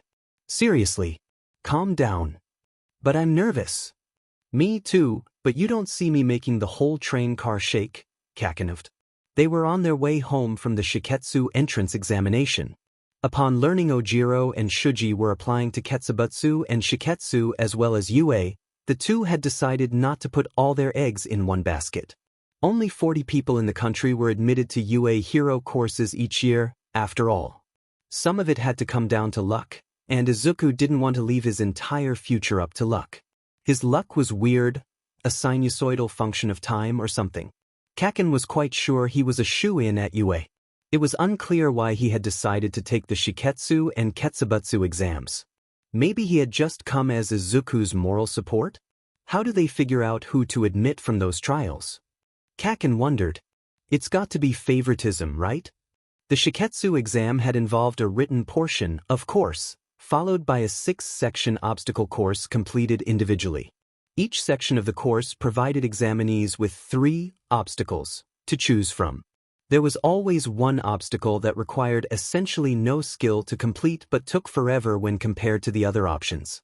"I think they just choose the students with the lowest overall completion times or something," Izuku said. "Or maybe they just use completion time to rule some people out and look at the others more individually. I don't know." Izuku had chosen to swing over the crevasse on a rope for his first obstacle. Kaken had probably propelled himself over the crevasse with explosions. "What obstacles did you choose?" Kaken asked. "Rope swing, climbing wall, carrying the dummy down the hallway, walking on and leaping between the balance beams, completing the puzzle to open the central door, crawling under the slabs." "I flew over the chasm with explosions, propelled myself through the rings, carried the dummy same as you, jumped between the stepping stones, blasted my way through the set of wooden doors, and crawled under the slabs same as you." "What was your time?" Izuku asked. 5 minutes and 23 seconds. You. 5 minutes and 33 seconds. Izuku had not expected his score to be so close to Katsuki's. Wait, how did you? Let's face it, you can't be as fast as me on a lot of this stuff. How are you that close? How long did it take you to get that puzzle done and the door open? Like, 13 seconds? It wasn't very hard. DMN. I spent a full minute blowing up all those doors. Really? How many were there? 12, and they got stronger as I went along. If I'd known that, I'd have tried the DMN puzzle. Sorry, Kaken. Whatever. I've heard Ketsubutsu has some sort of scavenger hunt instead of an obstacle course. I heard you have to fight a teacher, Izuku said. I'm pretty sure that's only for the recommendation students. It would take forever to get the exams done if it were for everyone. Oh yeah, Izuku had stopped vibrating sometime during the conversation. He hadn't noticed. Ketsubutsu's exam was 2 weeks away, and then Yue's was the week after that. He was going to be really tired and done with exams by the time this month was over. Kuma thought she was so sneaky. Chris, on the other hand, was really sneaky. Izuku, now covered in the remains of 15 fluffy snowballs, stared at Chris's in awe. How? Where did he even get that outfit? It must be intentionally designed to look like a snowman. Izuku, hunting down Kuma with powdery ammunition, hadn't lent a glance towards the lumpy, iced-over sculpture standing in the center of the playing field. Kuma would not stop laughing. She had collapsed backwards into one of the heaping banks of snow created by the busy plows. Only the occasional glimpse of her blue coat was visible. He was gonna get me, and then the snowman starts moving. You should have seen the look on your face. Well, you've used up all your tricks now, Izuku said, crossing his puffy-sleeved arms. I'm going to destroy you. You can try. Chris was probably grinning, but you couldn't see his face given his outfit and the amount of snow he had covered himself with. Izuku formed a hasty projectile between his gloves and pelted Chris on the side of the head. Oh, good shot. You'd better be afraid. Izuku yelled. Where's Kuma? Chris looked up. Oh, you're in trouble. Kuma's voice drifted down from the tree. How did she even get up there? Izuku wailed as he narrowly dodged a barrage. We are in so much trouble, Chris said. Duck and cover. Izuku agreed, lunging for the nearest snowbank. Kuma was always pleased by snow in any form, even the idea of it. She gave Chris and Izuku snow globes as winter holiday presents. The little bird in the globe was startlingly realistic. Izuku stared at it and wondered if it might come alive and fly away should the knick-knack break. He didn't really think too much of it at the time, the realism of the snow globes. Why would he when he had a winter-themed sneak attack of his own to plan? Izuku woke laughing. The laughter died in his throat after mere moments. It was the day of the UA entrance exam. That was no laughing matter. He could think about the dream later. Where are my shoes? Izuku ummed, looking everywhere. But why was this the day he couldn't find them? What was wrong with him? They were in front of his nose, staring right at him incredulously. All right. Pencils, check. Cell phone left at home, check. Check. Getting breakfast and saying goodbye to mother, check. Train pass, check. Catching the train? That required a bit of running. Kaken tore into the station, backpack held by one strap and streaming out behind him. You too, huh? Izuku asked. Stupid alarm didn't go off, Kaken said.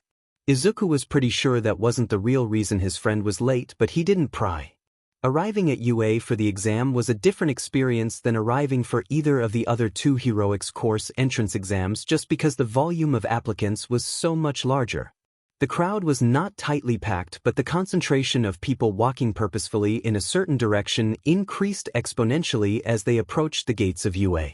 In the entrance hall there were 10 registration lines organized by family name. Izuku wished Katsuki luck and found the appropriate line. After perhaps 10 minutes of waiting, Izuku gave his name and showed his ID to a frazzled-looking clerk who handed him a hefty packet of information and pointed him towards one of the examination halls for the written test. There was an actual map in his packet showing him how to find his seat. The written exam appeared in front of him. Who had set it there? A number of attendants were busily passing them out. You have 3 hours to complete the written portion of the entrance exam, called a high voice. Please take the next 5 minutes to follow the instructions on the front of your testing booklet. Make sure all of your information is correct and legible. Make sure your ID is face up on your desk. Attendants will come by during the test to check that your name matches your face. Presumably the cameras also ran facial recognition software, but electronics could be hacked. Stow any and all possessions in the tray beneath your desk. You are not permitted to access any of them during the exam. If you need to leave the room for any reason, raise your hand. If you finish before time is up, you are free to check your work, but you may not leave the room. Izuku had a wild moment of panic as he fumbled through his backpack looking for his ID. There it was. He placed it on the corner of his desk, stowed his bag, and began the solemn process of bubbling, initialing, and signing his name in 6 different boxes. Is there anyone still working on their information? Nobody raised a hand. You may break the seals on your books and begin. Izuku nearly ripped the cover off his book in his haste to get it open, but once he actually began to answer the questions, the manic terror faded. He was in his element now. He just had to remember not to mutter under his breath as he worked. He never noticed an attendant coming by to check that his name matched his face, but presumably it happened. It seemed both an eternity and no time at all before the announcer called, "Close you books, put down your pens." No one may speak until all books have been collected and verified. Afterwards, Present Mike will come to explain the Hero Course admissions test. So everyone in this room was a Hero Course hopeful. There was nothing to do in the silence but reflect on all the mistakes that Izuku might have made on the written portion. Abruptly, Present Mike swept into the room like a hurricane. No one was quite sure how to react and no one responded to him as he began to explain the rules of the entrance exam. They would be facing off against 3 types of robots, apparently each worth as many victory points as noted by its name. There was also a robot worth 0 points that flattened everything in its path. But where will Izuku muttered under his breath. Someone glared at him. Izuku fell silent and put his hand in the air. Yes, listener? Mike called on him. If we arrange to rent weapons or support equipment, where do we pick those up? An excellent question. Those of you who filled out the proper forms and got them approved can follow Snipe, say hello Snipe, hello. And he'll get you set up and out to the appropriate training ground on time. We won't start until he confirms that all of you got where you need to be. Any other questions? Nobody spoke up. All right, leave your bags where they are. Feel free to grab a snack now though. Izuku pulled a granola bar out of an outer pocket. You'll come get your things after the practical. This room will be locked, so no worries. Let's get out there. Izuku and 6 other students, one of whom was Ojiro, followed Snipe to a supply closet. Snipe was really cool. Supply closets were not very cool. The dissonance was dizzying. Midoriya Izuku? Snipe called. Izuku raised his hand and received 2 hefty combat knives. They were right on the border of being short swords. Izuku thanked Snipe as the hero checked him off on the list. Izuku waited as Ojiro took a staff and a 2-headed girl received an honest-to-God broadsword. The last 3 students were all after knives same as Izuku, but each examinee only took 1 blade. Snipe escorted them to their respective training grounds. Apparently there were 3 different testing locations that day. There were rules about not allowing students from the same school to test together and a rule requiring all practicals to take place simultaneously. Izuku found his way to the starting line and had the time for a few deep breaths. "Start!" yelled Present Mike. "What are you waiting for?" Izuku had begun to run towards the False City training ground as Present Mike finished saying, "What?" and was one of the first to enter. Izuku took off down the first street on the left. A shabby-looking robot with a white 1 painted on its chest trundled towards him. Izuku took both of his knives in hand, leapt to the side, whirled and stabbed through the thing's thin, defensive plating. It collapsed forward in a pathetic heap and Izuku felt briefly bad about it. It was almost cute and he'd killed it. "Don't be ridiculous, Izuku," he told himself. Other students were flooding the street. The greenette ran deeper into the city to avoid the crowd. The realism was a little disconcerting at times. It was clear that many battles had occurred here, but the details of each building made it seem like people might have lived in the place. A fake apartment building had flowers growing in a planter on a balcony. Posters advertising the weekly special were plastered in a grocery store window. The 2-point robots had lasers, not particularly dangerous lasers, but lasers nonetheless. Izuku killed his first 2-pointer in front of a fake cafe. The robot collapsed and crushed a mailbox flat. Izuku couldn't help but feel a bit bad about that too. It was a pretty mailbox. There were convenient ledges on these buildings, obviously made just for Izuku to leap on them. The student skipped his way to the rooftops and discovered there were a number of the big 3-pointers lurking above street level, prowling around on the flat roofs. The 3-pointers were much faster than their weaker cousins. Izuku, though, instinctively knew where the next laser blasts would land and easily circumvented them.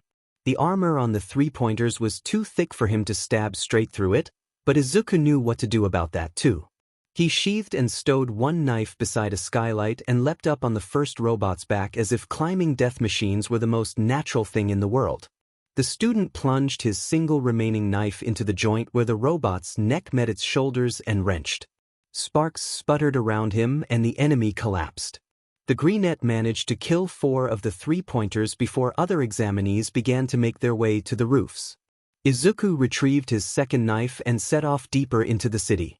He ran along closely spaced rooftops for 2 blocks, but as the gaps between buildings increased, the student reluctantly returned to the ground. He found a small gaggle of 1- and 2-pointers in a dead end and was half through with them when he noticed a furious purple-haired student hiding in a cranny. That was why all the robots had gathered here. They were chasing this boy. Izuku dispatched the last 2-pointer. "You all right?" Izuku asked. "Sure," the student sighed, looking at Izuku's weapons. "I didn't know you were allowed to bring daggers." "It seems most people don't," Izuku acknowledged. "Sorry about that." "Why'd it have to be robots?" the other student wondered miserably. "I can't do anything about robots." "Sorry," Izuku said. There was nothing else to say. "Good luck." "With what time?" 15 minutes is up." "Oh." Izuku had 32 points. That might be enough to get in, or it might not. But at least he had Shiketsu and Ketsubutsu. Present Mick's voice echoed through the training grounds. "All right, folks. That's time. If you need medical attention, stay where you are. Otherwise, head back to the entrance." "I'm so lost," Izuku admitted. How could he be lost? He'd just been so frenzied he hadn't paid attention to where he was going. "Here, let me show you," the purple-haired student gestured. Izuku followed him. "What's your name?" "Midoriya Izuku." "What's yours?" "Shinso Hitoshi." "You're Quirk tied up with those knives of yours." "Not exactly. I'm Quirkless, actually." Shinso blinked. "Oh, so you've been training all your life for this?" Izuku sighed. "I wish. It's a really weird story and you probably wouldn't believe me without proof." The 2 students joined a steady stream of people heading for the exit. "I've got to find Snipe to return the knives. They're rented." Shinso raised an eyebrow at that. "Thanks for showing me out. Maybe I'll see you around?" "I highly doubt that," Shinso sighed. "Well, you never know? You do know sometimes." "I know sometimes," Shinso disagreed before vanishing into the crowd. Izuku located the cowboy-themed hero and handed his blades back. The man seemed rather frazzled. "Are you all right, sir?" Izuku asked. "Yeah, everything's fine. I'm sure the rumors will reach you soon enough." "Rumors?" Izuku asked. "You didn't see?" A student with engines on his legs asked Izuku as the Greenette stepped away from Snipe. "No." "What?" A girl was pinned under rubble in one of the main avenues and the 0-pointer nearly ran over her. "The teachers had to activate the emergency stop," he explained. "Or, we presume that is what happened given that she was not injured." "Oh," Izuku said dumbly. Had he even noticed the 0-point robot? He must have been busy freeing Shinso from his crevice at that time. The huge mob of tired, adrenaline-crashing applicants returned to their original testing rooms to fetch their backpacks. Izuku tried to find Kaken as he vacated the UA campus, but there were too many people here. He wasn't going to find Katsuki, or Ojiro, or Shuji for that matter. He had never even seen Shuji, although he must have been there somewhere. Izuku would just have to ask them how they did later. Shiketsu rejected him. Izuku wasn't too surprised, not really, he'd hoped. Some unceasingly optimistic part of him was surprised, but, really, it was par for the course and nothing to get upset about. Ketsubutsu had made their decisions already too, and that letter lay on his desk as well. It was about the same size as Shiketsu's rejection, so presumably it, too, was a rejection. He might as well get it over with. Izuku ripped the envelope open and pulled out the letter. Dear Mr. Midoriya, we are pleased to inform you that... A tentative smile spread across his face.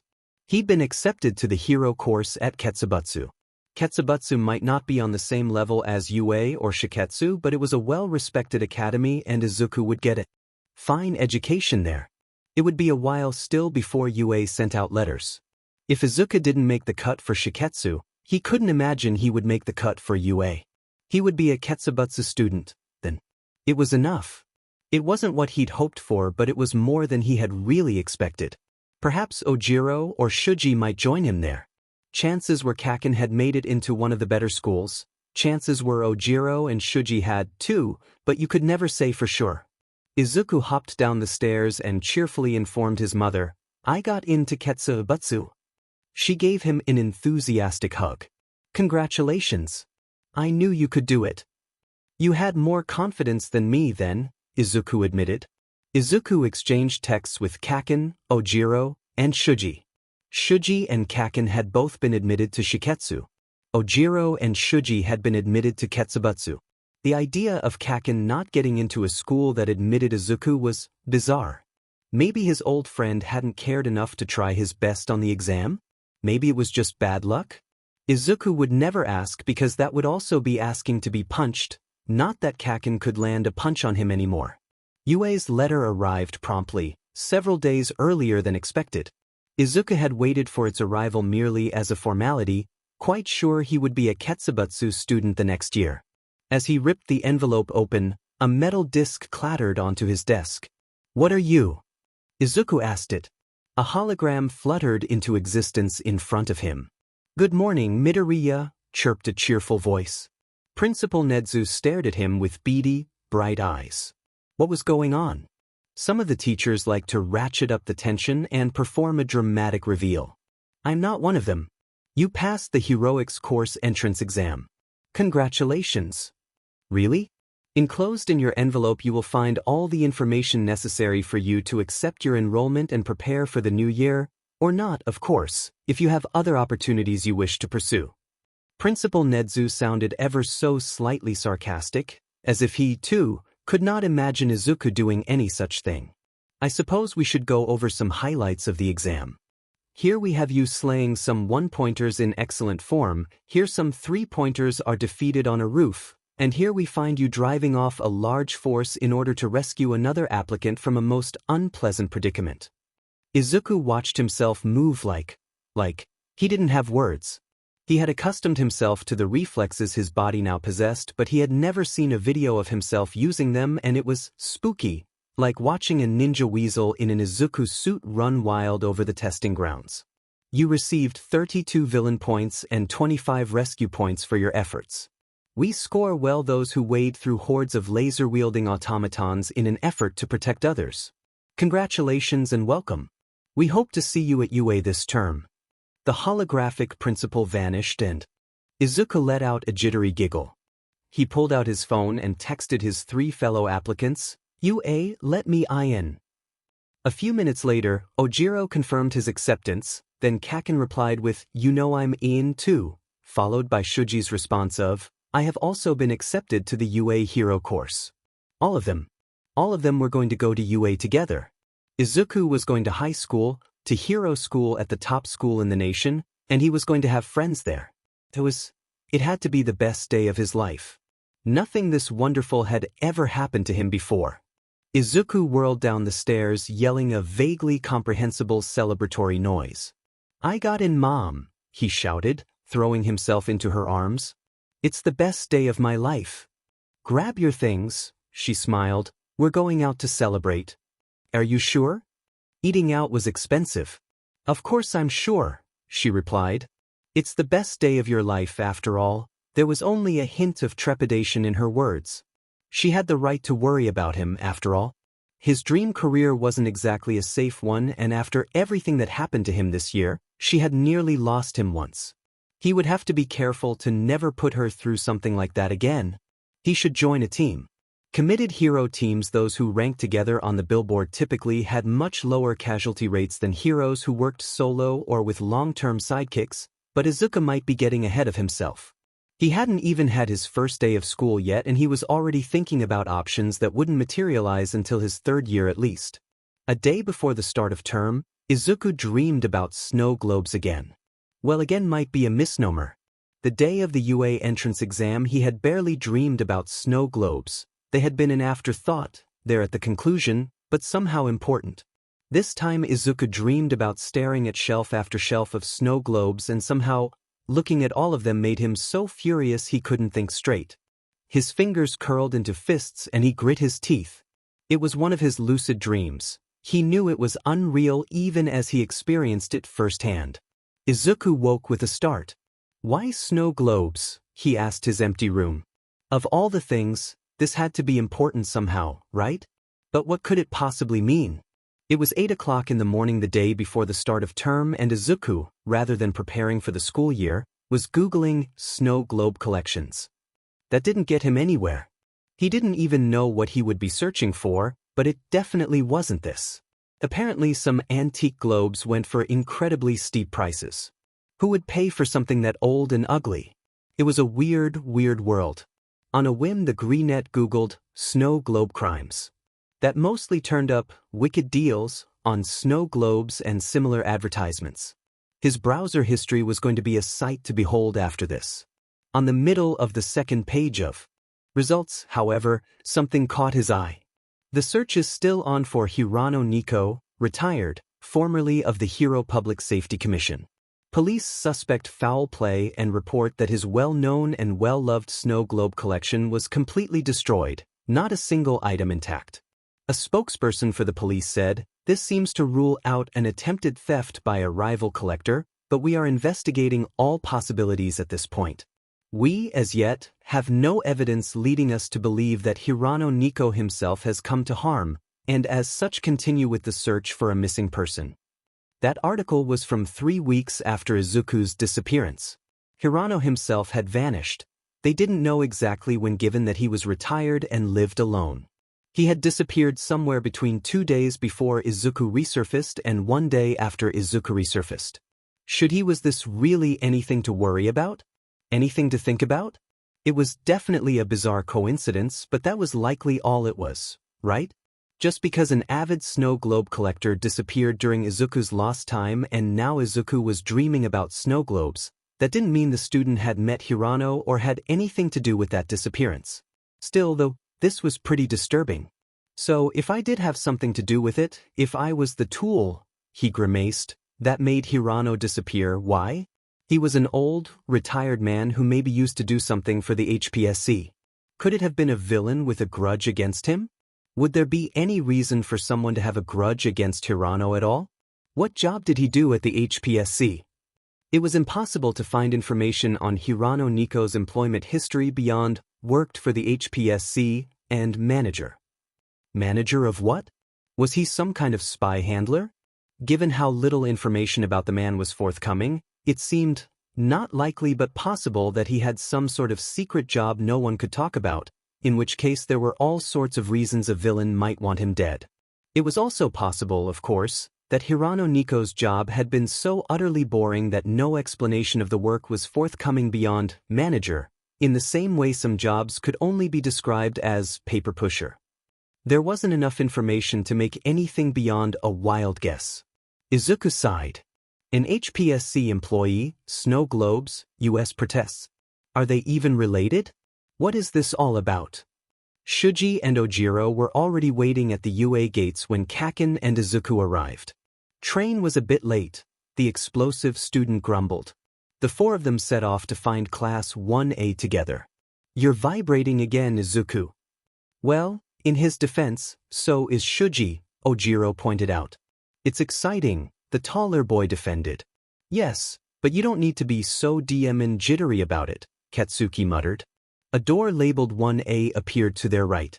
Why is this door so and high? Presumably there are students taller than me sometimes, Shuji provided as the four of them stepped into the room and sought out their seats. Izuku recognized a number of their classmates from the entrance exam. The student with engines on his legs glared menacingly at Kaken's sorry excuse for a tie. Katsuki liked to act as if his rebellious nature chafed at the idea of wearing one properly, but the truth was the blonde couldn't get the knot right to save his life. A low murmur of conversation picked up as the 20 seats slowly filled in and students awaited the arrival of their teacher. Izuku found himself chatting idly with a young man with a bird's head, Tokoyami Fumikage apparently. I think we must have been in different testing arenas, Izuku said. I think I would have remembered you. My shadow is quite memorable, Tokoyami agreed, the familiar in question creeping over his shoulders and giving Izuku an appraising once-over. Nice to meet you both. Izuku looked up to find a yellow sleeping bag slithering into the room. Tokoyami jolted when he noticed, as did several others. A young man with red hair actually yelped in surprise. Izuku found himself utterly untroubled. For some reason, the yellow sleeping bag revealed itself to be the underground hero Aizawa. What were the odds of that? Well, probably fairly good. Izuku knew the man taught at UA and there were only so many teachers here. Was Izuku mumbling? He was not mumbling. No one was glaring at him. He was just overthinking things, not overspeaking things. Now then, said their teacher without preamble, orientation is a waste of time. You came here to learn to be heroes and we don't have a single day to waste. Get your gym uniforms on and meet me on the training ground. He gestured out the windows to specify their general location. Go! That tone brokered no argument. Izuku had wondered what the underground hero would be like as a teacher. He had presumed strict, and he was correct. Izuku scrambled to his feet and followed the rest of the boys out of the classroom.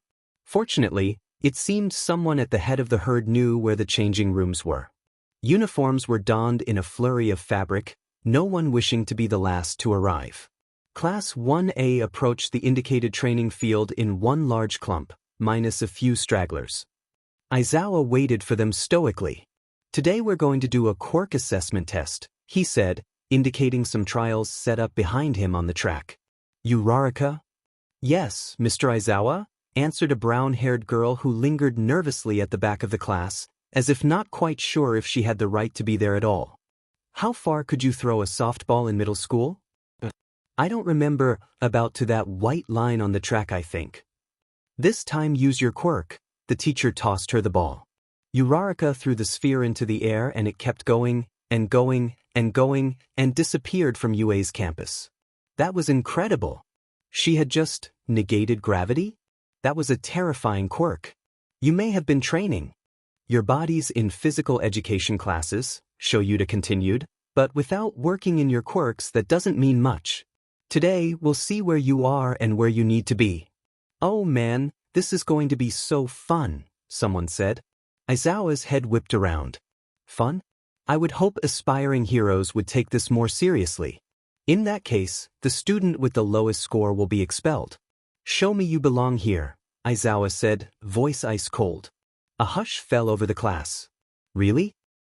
It didn't make sense to throw someone out on the first day based on a single test, but the hero sure sounded like he meant to carry out his threat. Show me you belong here. So maybe he would only throw someone out if that someone didn't seem to be trying? Aizawa knew Izuku was quirkless and hadn't seemed to care before, so why was it called a quirk assessment test? What did that actually mean for someone like Izuku? Aizawa had encouraged Izuku to apply in the first place.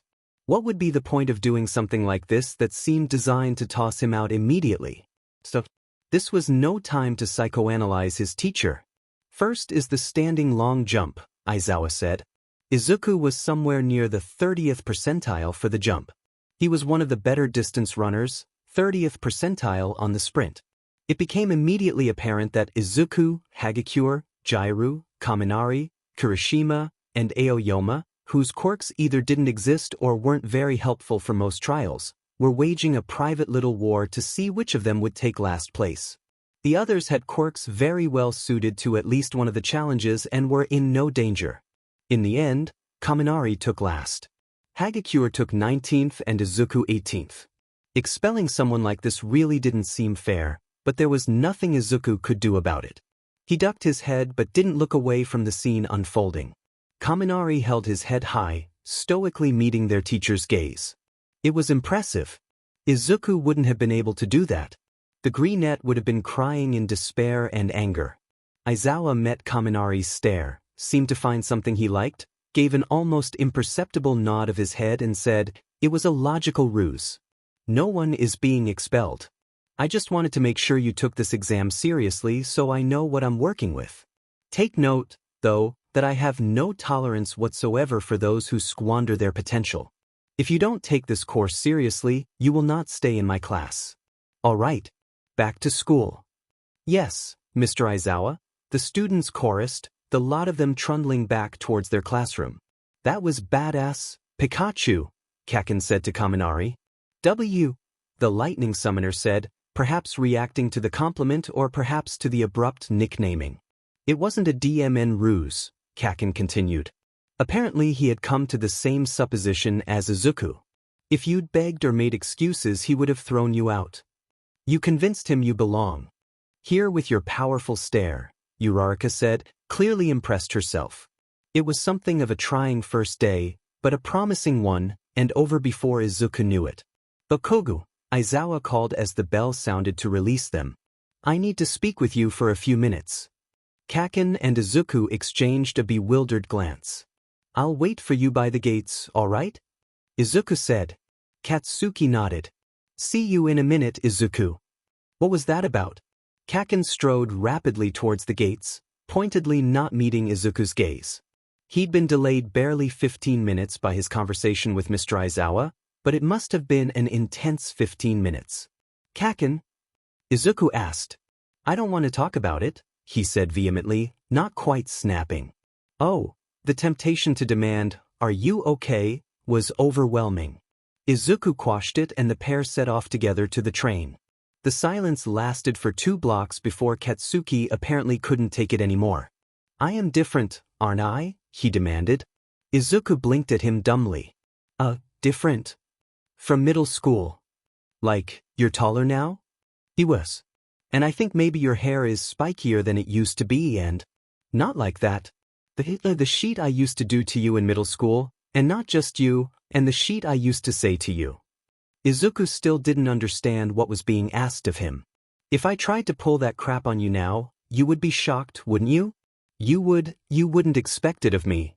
Pawing back over recent months' memories, Izuku couldn't find a single example of Kakin attacking someone physically or verbally without significant provocation. If Kakin told Izuku to jump off a roof or slammed someone into a locker, once upon a time that would have been status quo, now it would stun Izuku speechless. Or, a traitorous part of his brain whispered, it would just be the end of this phase and back to business as usual. What's a few months of good behavior in the face of years of cruelty? What should you really expect? That wasn't what Izuku said. "No, I wouldn't expect that of you." But you would be shocked. Katsuki folded his arms protectively over his chest. "I knew in middle school everyone expected that of me. Even after I stopped being the bully, I didn't really stop being the bully. What other role would I have? And I thought finally, no one would know me, except for you, and you forgive like a saint, so—" He paused as if considering leaving it there. Izuku had a good idea of what this was about now, but couldn't be sure, not unless Kakin finished that sentence. "But Aizawa knows me from when he was looking for you, and he knows what I did and what I said."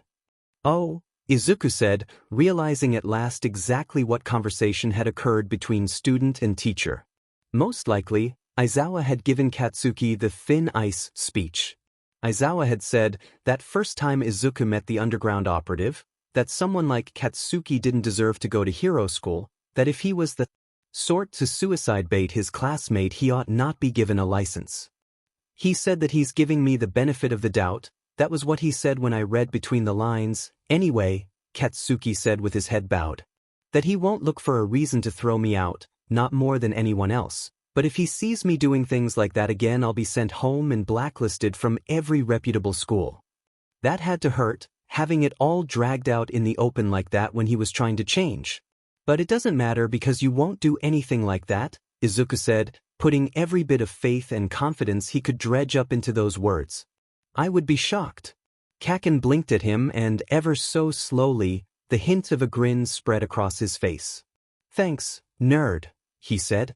You don't mind me calling you nerd, right? He added hurriedly. Course not. Nerds get straight A's. Why would I object to a compliment on my academic prowess? He said with a playful grin. Kaken really had changed, not to the point of seeming like a different person entirely, but something fundamental had shifted. If Izuku hadn't disappeared, Kaken would have come to UA acting the way he did in middle school. Would Aizawa have tolerated that or expelled him for it? Hard to say. Maybe Izuku's disappearing act really had been the best thing for everyone. But what would Katsuki's fate have been if Izuku had never returned?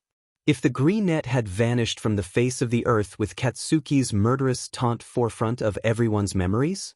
There weren't any neat words to describe the look Kaken gave Izuku when they met in the hotel room, when the blonde told him, I thought I FNG killed you. Izuku took a moment to thank the anonymous powers that ran the universe for sparing them all the pain of that timeline. For all Kaken made fun of Izuku's fidgeting when nervous or excited, the blonde did a fair amount of it himself. Ojiro, Shuji, Katsuki and Izuku lingered together in the upper right-hand corner of the blob that constituted Class 1A, and not one of them could claim any moral high ground on the fidgeting front. What do you think we'll do for our first heroics course? Shuji wondered. Izuku began after Kaken just shrugged. Some people have probably never sparred with another person before, not with quirk use anyway, so probably something really simple? They don't want us hurting each other on the first day.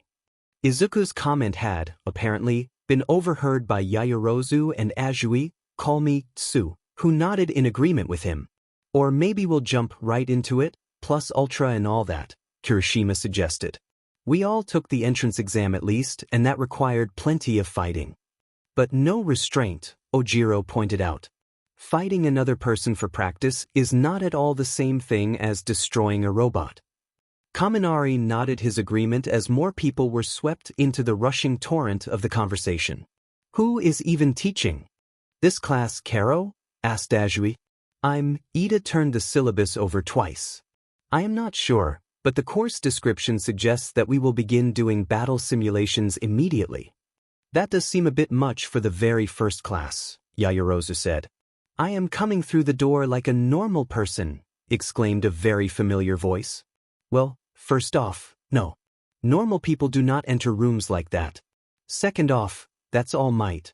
Oh my god, that's All Might. Izuku hadn't even realized he'd been hired at UA. When had that happened? Clearly some of his classmates had known but hadn't expected to actually see the #1 pro teaching classes. Don't pass out, nerd, Kaken muttered in Izuku's ear, although it was clear the blonde was plenty excited himself. Welcome to your first heroics course. All Might said. This is my first time teaching a full class, as you may have guessed, so please do not hesitate to ask questions as they arise. Now, UA likes to jump right into the thick of things, but it seems the traditional first exercise is a scavenger hunt of sorts. Thoas? Like on the Ketsubutsu entrance exam? 4 of your classmates will be chosen as villains, and will be given 10 minutes to hide this bomb. He showed the prop, somewhere in your sectioned-off area of Training Ground Beta. Groups of 4 will then attempt to find the villain and weapon. The weapon must be placed upright whenever it is stationary, but moving it is legal. For heroes will seek each bomb. The goal is to find the weapon as quickly as possible and claim it by touching it. There is not to be any fighting in this first exercise, with quirks or otherwise, he continued, but you may use your abilities as you see fit. There is no rule whatsoever about how heroes search for the bomb or how villains hide it, save that no one behave in a way liable to cause injury to anyone involved or excessive property damage. Villains may attempt to obstruct heroes with quirks or otherwise, but again, no direct attacks, nothing liable to cause injury or excessive damage. I will keep an eye on all of you from here, and after the exercises we will return here to analyze the outcomes. A few hands shot up. The first was Ida wanting to know, How is this exercise assessed? All other things being equal, the first heroes to locate the weapon can expect the highest scores, as can the villain who avoids heroes for the longest period of time. He laughed. Of course, all things are not equal. Creativity, responsibility, efficiency, all of these things will be assessed. However, this being the first day, there are many things you cannot be expected to know. Izuku hadn't known what to expect from All Might as a teacher. He seemed about the same in person as on TV, so optimistic that the sun seemed to shine more brightly in his presence. All Might handled the other questions fairly well, better than Izuku would have expected from a teacher on his first day.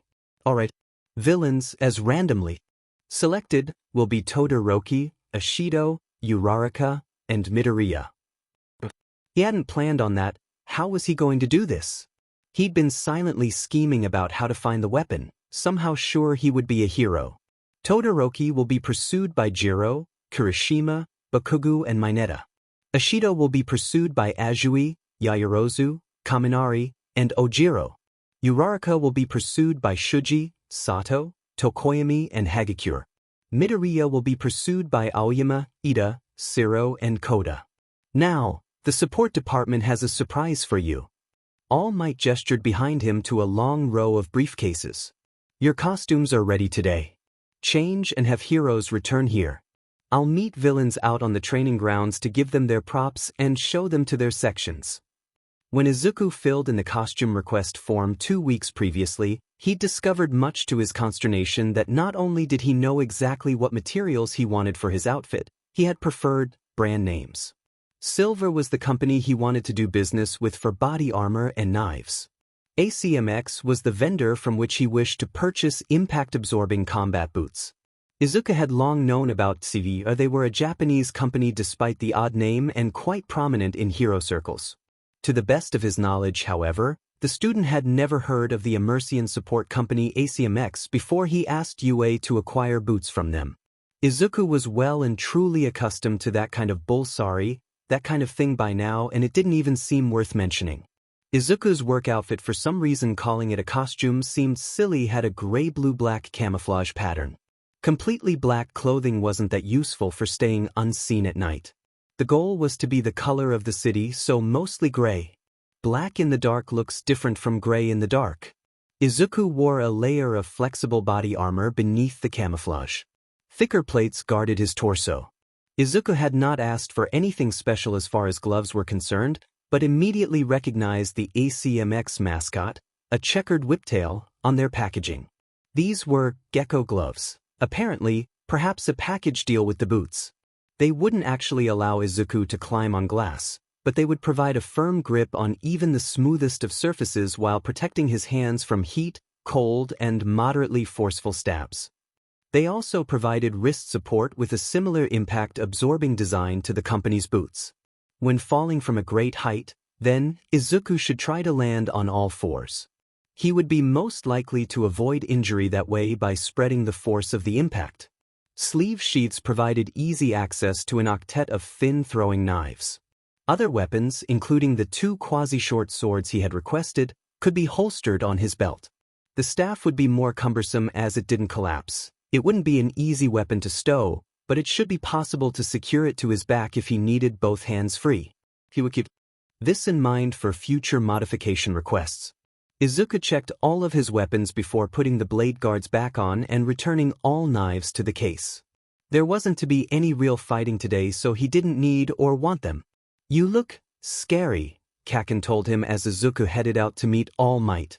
Thanks. You look intense. You do look intense, Siro agreed before Katsuki had a chance to respond. The hell does that even mean? Kaken wondered. Lots of, loud colors, Kaminari tried to explain as Izuku stepped into the hallway and let the door to the changing room drift closed. By the time Izuku arrived on the training ground, there were only 2 prop bombs left. Well, Izuku had several layers to don, so it took him longer to dress than some of the others. Good morning, young Midoriya. This bomb is for you, the hero gestured. Izuku squeaked in acknowledgement. It was all he could manage above the din of several trains of thought yelling, "Oh my god, All Might is talking to you. Oh my god, it's All Might."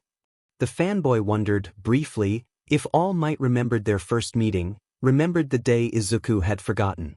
Probably not. The #1 hero was constantly busy after all. Izuku got a grip and forced himself to listen carefully. The bomb was almost as big as Izuku but light enough for him to lift easily with one hand. This is your section. The hero showed him a map and pointed out the corresponding locations above ground. There's a sewer system, Izuku realized with a start as the brief information session came to a close.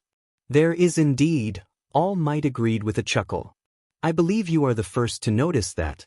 Your section will be marked off below ground by yellow tape. Koda's quirk is going to be a lot of trouble, Izuku mused. He has all those eyes helping him. Did Ani voice allow Koda to have intelligent conversations with animals, or was it just a form of mind control? The former would be far more difficult to overcome, as certainly some animal would see where Izuku was going. Indeed. Good luck, Midoriya. Young Ishido. There you are. Let me show you your section. Izuku hefted the bomb in one arm and took off running down streets at random, circling back and taking wrong turns intentionally, attempting to confound any animals that might see. Izuku checked his watch. He had 5 minutes left. All right. That was enough running aimlessly. The student slid into one of the larger faux buildings through the front door, exited through the side door, yanked up a manhole cover and dropped into the underground, sealing the path behind him. The sewer system was merely a network of huge, concrete pipes with a bit of murky water flowing through them. Izuku had hoped for something like this. The student set off running again. 4 minutes left. He needed to find a good place to leave the bomb, and then he needed to get above ground and find a decent building to make his hiding place. Hopefully the other. Students would search for Izuku rather than the bomb. After all, it didn't matter if Izuku were caught. Izuku came across a significant hole in the pipe wall. It did not appear planned. Something, or someone, had been thrown through the concrete here during a previous battle simulation. This was as good a place as any. Izuku stowed the bomb in the hole. It was not hidden in the sense that someone walking past would not notice it, but it was hidden in the sense that if someone standing at either neighboring junction glanced down this section of sewer, the prop would not be visible. All right, 3 minutes left. Izuku took off again, running for another 40 seconds and taking several turns at random before choosing a manhole and ascending into the city. The sprinting was starting to take its toll. He'd be glad to find a hiding spot and rest a while. Dragging the cover back into place, the student chose a 5-story building across the street and leapt through the shattered window in its side. He would have liked to run further from the manhole he had exited, but time was running out. The greenette sprinted up the stairs to the top floor and, discovering a coat closet with a legitimate door and actual coats inside, hid himself. Hiding in a coat closet. It felt like a child's game of hide and seek. Another dose of adrenaline surged through his veins and Izuku bounced up and down on his toes. This was so exciting and maybe a little frightening, but mostly just exciting. There was no pressure, nothing to fear, no consequence when Izuku was caught, no reason for the nerve, and yet, the static fizzing in his blood refused to fade. A few minutes later, Izuku heard Shiro shouting, although he could not make out what his classmates said. Izuku took measured breaths, trying to get rid of some of the electric energy. It didn't work. He really wanted to have a good, long fight with Ojiro right now. That would get rid of this feeling. The door flew open and Koda threw the coats aside.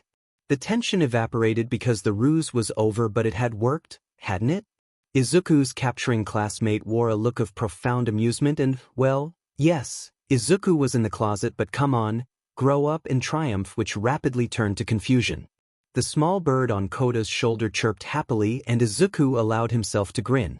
Nope, bomb's not in the closet with me, good luck, Izuku waved, taking a seat on the floor. Shiro had seen Koda's approach and arrived about a minute later. Koda was long since gone, following other animals in an attempt to retrace Izuku's steps. Where is it, villain scum? Demanded Shiro. I'm sure I don't know what you're talking about, hero. Izuku could play this game too. Mwaha. Shiro jerked back. Too much. Your evil laugh is, I don't know, just wrong. Now where is it? I'll never talk, Izuku said just as Ida finally joined them. Oh, I see, the speedster said. You thought to waste our time by having us seek you out when your weapon was concealed elsewhere? What a dastardly scheme. How truly villainous. But rest assured, the heroes shall be victorious. Zero. Yeah, Zero asked. If we work together, we can clear the zone more quickly. I can search the streets and lower floors, you can search the rooftops and upper floors.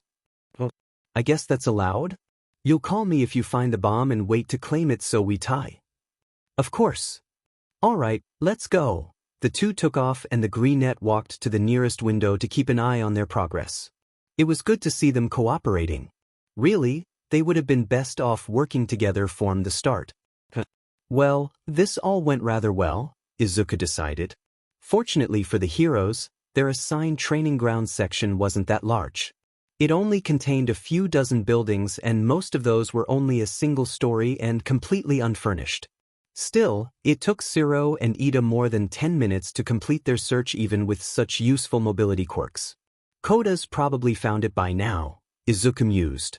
At that moment, Koda emerged from a manhole, a brown mouse perched upon his shoulder. Ida, who had zoomed around a nearby corner moments before, stared at Koda in consternation then began to yell for Zero. 5 minutes later, All Might's voice crackled over Izuku's communicator. All the heroes have at last located the weapon.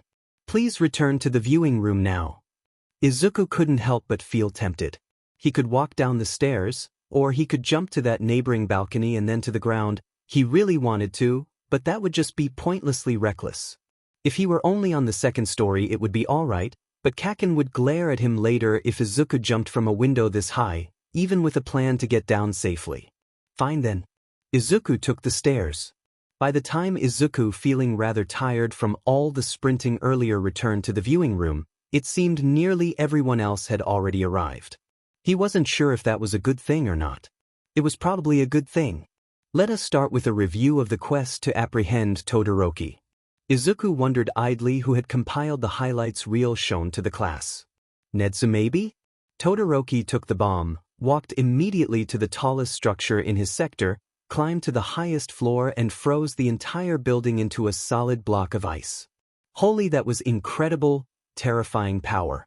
There, in a nutshell, was the difference between an underground and a frontline hero. An underground hero would make use of existing obstacles, a frontline hero would make obstacles of their own. Safe within his ice palace, Todoroki waited. Jiro, Kirishima and Katsuki arrived and immediately began trying to break through the ice at 3 different locations.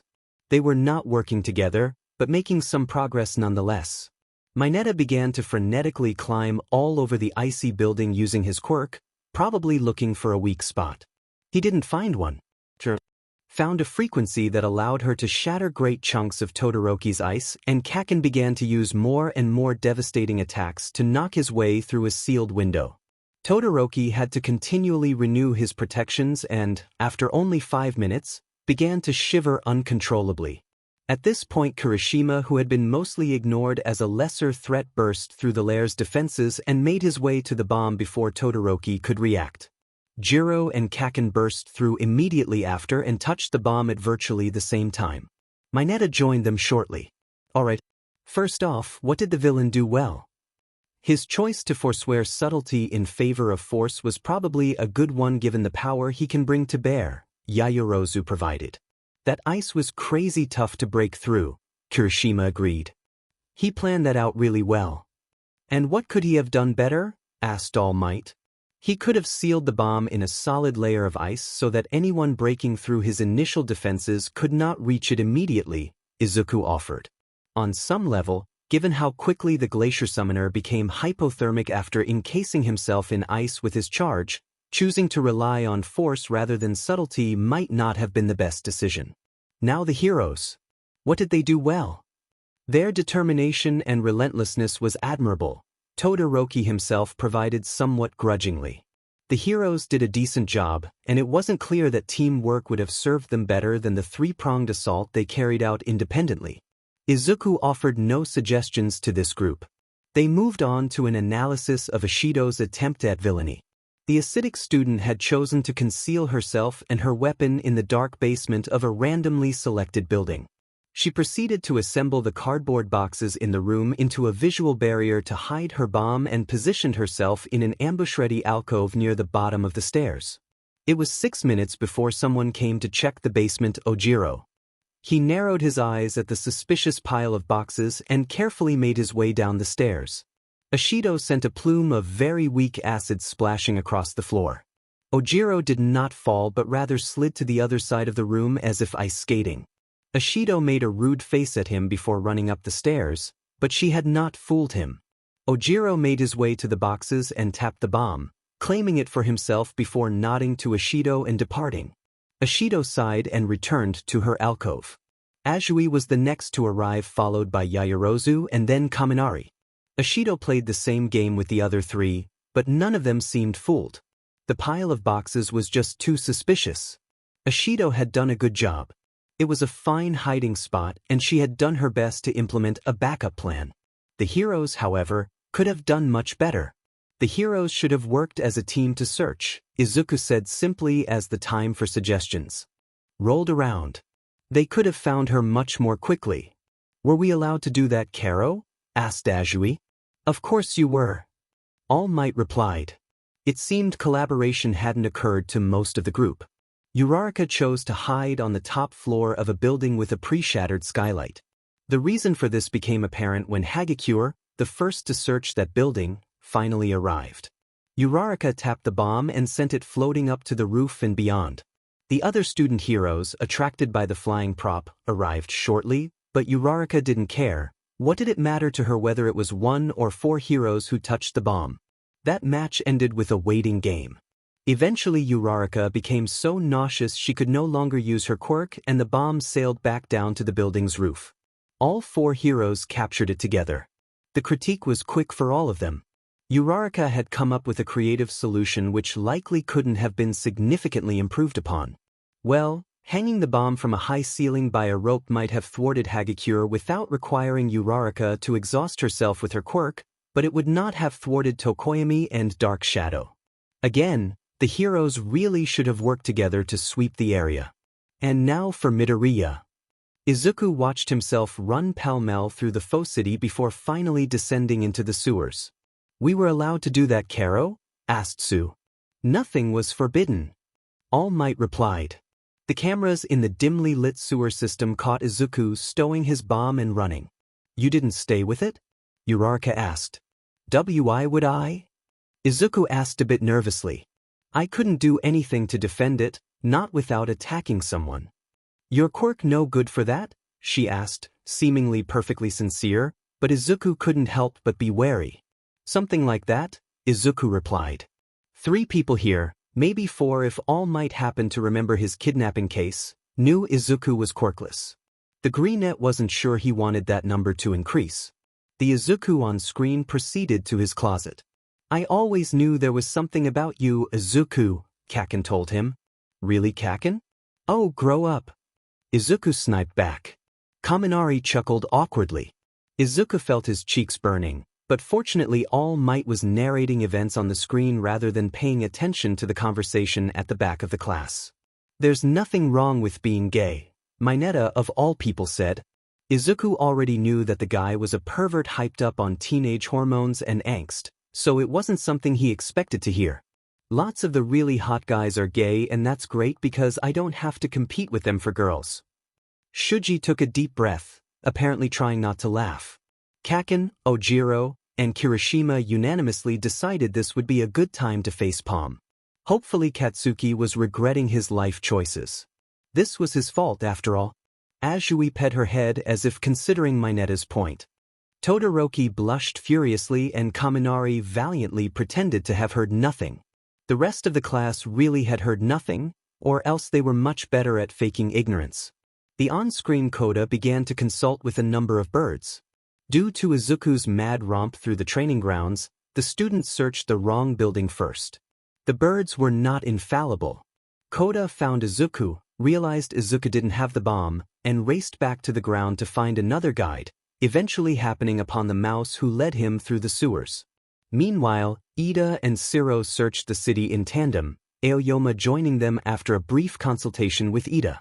Izuku hadn't seen that at the time, vision limited by his vantage point. The three of them made their way to the bomb, eventually, and all claimed it at approximately the same time. Izuku was, by far, the most successful of the villains. His time to first capture was about twice that of Uraraka, who was in second place. Well, what did the villain do well in this scenario? All Might asked. Everything, said Kaminari, and Izuku blushed, ducking his head. He took into account the quirks of the people who would be tracking him and made a concerted effort to confound them, Yaoyorozu said. Leaving the bomb behind was probably the best choice and quite possibly something we all should have done, Ishido contributed. Uraraka shook his head. It only worked for him because he had a really good hiding spot and figured that everyone would look for the villain rather than the villain's weapon. And he figured correctly, Kero, Azui said. Kaken whispered, "Good job, nerd," in Izuku's ear. That was very impressive, Midoriya. Shuji agreed, and Ojiro also gave him a well done. It was a conspiracy to make him blush as much as possible. He didn't know how to handle this kind of concentrated praise. What could he have done better? All Might inquired. It might have been possible to mislead Koda into believing Midoriya had hidden the bomb nearby, Yaoyorozu suggested, with words or with body language. This could have delayed him further. No one seemed to have much more to contribute. What did the heroes do well? Koda's quirk was used to terrifying effect. Ida and Shiro had worked together, as they should have. Aoyama had joined them in the ground search after running into Ida, as he should have. Koda had little motivation to work with the other three heroes, although it would have helped Ida, Aoyama, and Shiro significantly to have access to some animal-sourced intelligence. Really, everyone had performed remarkably well given that this was the very first exercise. No one had made any catastrophic mistakes. No one had been injured. No serious damage had been done. Todoroki's frozen building had thawed long since, as had the frosty student himself. Excellent work today. All Might praised them. This concludes our first class. Have an excellent afternoon. The number 1 pro vanished in a burst of. He was having a lucid dream again, but the emotions had never been this intense before. Were the dreams becoming more powerful, or was this just an especially traumatic event? He felt lost, miserable, furious, as if his blood were boiling, affronted like a crusader about to make his last stand on the steps of a doomed cathedral. They killed her, Chris said, his head pillowed on his arms as he sobbed on someone's dining room table. Across the room, a lanky young man, probably Latino, with shaggy, coal-black hair lay on his side, apparently asleep. Or perhaps unconscious given his impressive black eye. Izuku had no idea who that was. He'd expected Kuma. Where was she? We don't know that for sure, Izuku replied carefully, setting his hand on the redhead's shoulder, trying to control his own emotions so that he might help his friend. I do know, okay? Here, the man moved a stack of freshly printed papers into Izuku's hands. Izuku couldn't make sense of what they said, not a single word, but his memory self could, and they were Dming. How did you get this? Izuku asked, strangled. You brought it to me, Chris replied softly. Those documents you lifted? Oh. I didn't know any of this was in there. I know you didn't. It's not your fault, either of you. But they killed her, and they're going to get away with it, with everything. No, they aren't, Izuku said. No one would ever believe us. This may be proof to you, but no one else would believe it, Chris coughed. I believe. People like us will believe, Izuku said, and that's all you need for a rallying cry. The fierce emotions faded away as the greenette woke. Well, most of them anyway. Did Kuma die? Izuku wondered as he copied down all the details he could remember from the vision. Was she murdered? Is that what was going on there? It sounded almost like the government had her killed, or someone's government? The Japanese government or the United States government, or who? Those documents were in English, weren't they? He wasn't sure. They could have been in Japanese. I stole those documents. What in the world were these people involved in? It has to have something to do with the societal upheaval when metahumans started to become more common. So was Kuma killed by radical anti-metahuman protesters, or an anti-metahuman faction in the government? I don't even know for sure that she was a metahuman or even sympathetic to them. And now I'm using the word metahuman instead of quirked, whatever. I was clearly a metahuman supporter given my reaction to the protest on campus, and Chris was, too, so probably Kuma was as well? But were Chris and Kuma metahumans or not? And if these aren't my memories, and I'm pretty sure they're not, does the person whose perspective I share have a quirk? Whose side were they really on? How many sides are there, and what even are they? Through all the largely fruitless analysis, Izuku found himself feeling terribly sad. Didn't make sense. He knew that if the people in his dreams were real in the traditional sense, then they were all long since dead, but the thought of Kuma being murdered so young ached as if Izuku had lost a friend. He didn't even know the woman that well. He'd only seen her in a half-dozen dreams, and yes, he liked her, but she shouldn't be any more dear to him than a character in a historical documentary, so why did it suddenly hurt to think about what happened to her? Izuku took a deep breath, checked his clock 1:39 a.m. and tried, fruitlessly, to turn his brain off and return to sleep. Predictably, Izuku was dead on his feet the next day. "You all right, Izuku?" Katsuki asked him as Izuku nearly walked into a pillar at the train station. "Weird dream," he mumbled. Kaken raised a questioning eyebrow. "You're still having those?" "Yeah." "And you don't think you should tell someone?" Izuku shrugged. "Who would care?" "I might," Kaken muttered. "Any might. Ojiro might. Shuji might. Hell, the detective that looked for you might, or Aizawa for that matter." "Point taken, but I think it would be in my best interest," Izuku said very, very carefully, "to keep quiet about this, and he should really start writing all the details of his dreams in code." "Well, why?" He may be seeing things that people don't want seen," Izuku said even more carefully. "A government conspiracy to murder a young woman? It might have happened decades ago, but it would likely still be something Izuku would better off knowing nothing about." Well, no, that wasn't exactly it. Izuku wanted to know, and he wanted other people to know, too. He wanted justice for his slain friend. If that was indeed what had occurred, he still couldn't be sure. No, it wasn't that he'd rather not know about this, but that if he let on to other people that he knew and the wrong person overheard, Izuku could be in danger of sharing Kuma's fate. "What the hell is this mess?" Katsuki muttered, staring at an enormous gaggle of people standing between them and the UA gates. The obstacles had cameras and notebooks. "Oh dear," Izuku said. "Reporters. Hey, you go to UA. What's All Might like as a teacher?" Someone shoved a microphone in Izuku's face. The greenette neatly ducked and began dancing through the crowd, easily avoiding every haphazard attempt to stop him. "Oh, you cheating nerd!" Kaken yelled as Izuku sidestepped a final camera and slid through the UA gates. "Sorry, Kaken." Izuku's friend tried to make his way through the crowd by shouting a lot. It wasn't working very well. Aizawa appeared in Izuku's peripheral vision, walking along the outer wall of UA. The underground pro ducked into the sea of reporters, fished Kaken out of the flood, and returned to UA grounds proper just in time for a barrier to fly up and force the reporters back. "Head to class," Aizawa told his students before returning his attention to the reporters. Izuku heard him yelling something about official statements and trespassing and lawsuits. "Well, this is going to be an interesting day," Katsuki muttered. Izuku had just barely avoided being elected class president. Ida had taken that job and Yaoyorozu had earned her place as vice president. Why would anyone vote for me? Izuku wondered as he sat down to eat with Ojiro, Shuji, and Katsuki. Kaminari, Kirishima, and Ishido had settled into orbit about their group but were caught up in a conversation of their own. "Well, you seem responsible," Ojiro said.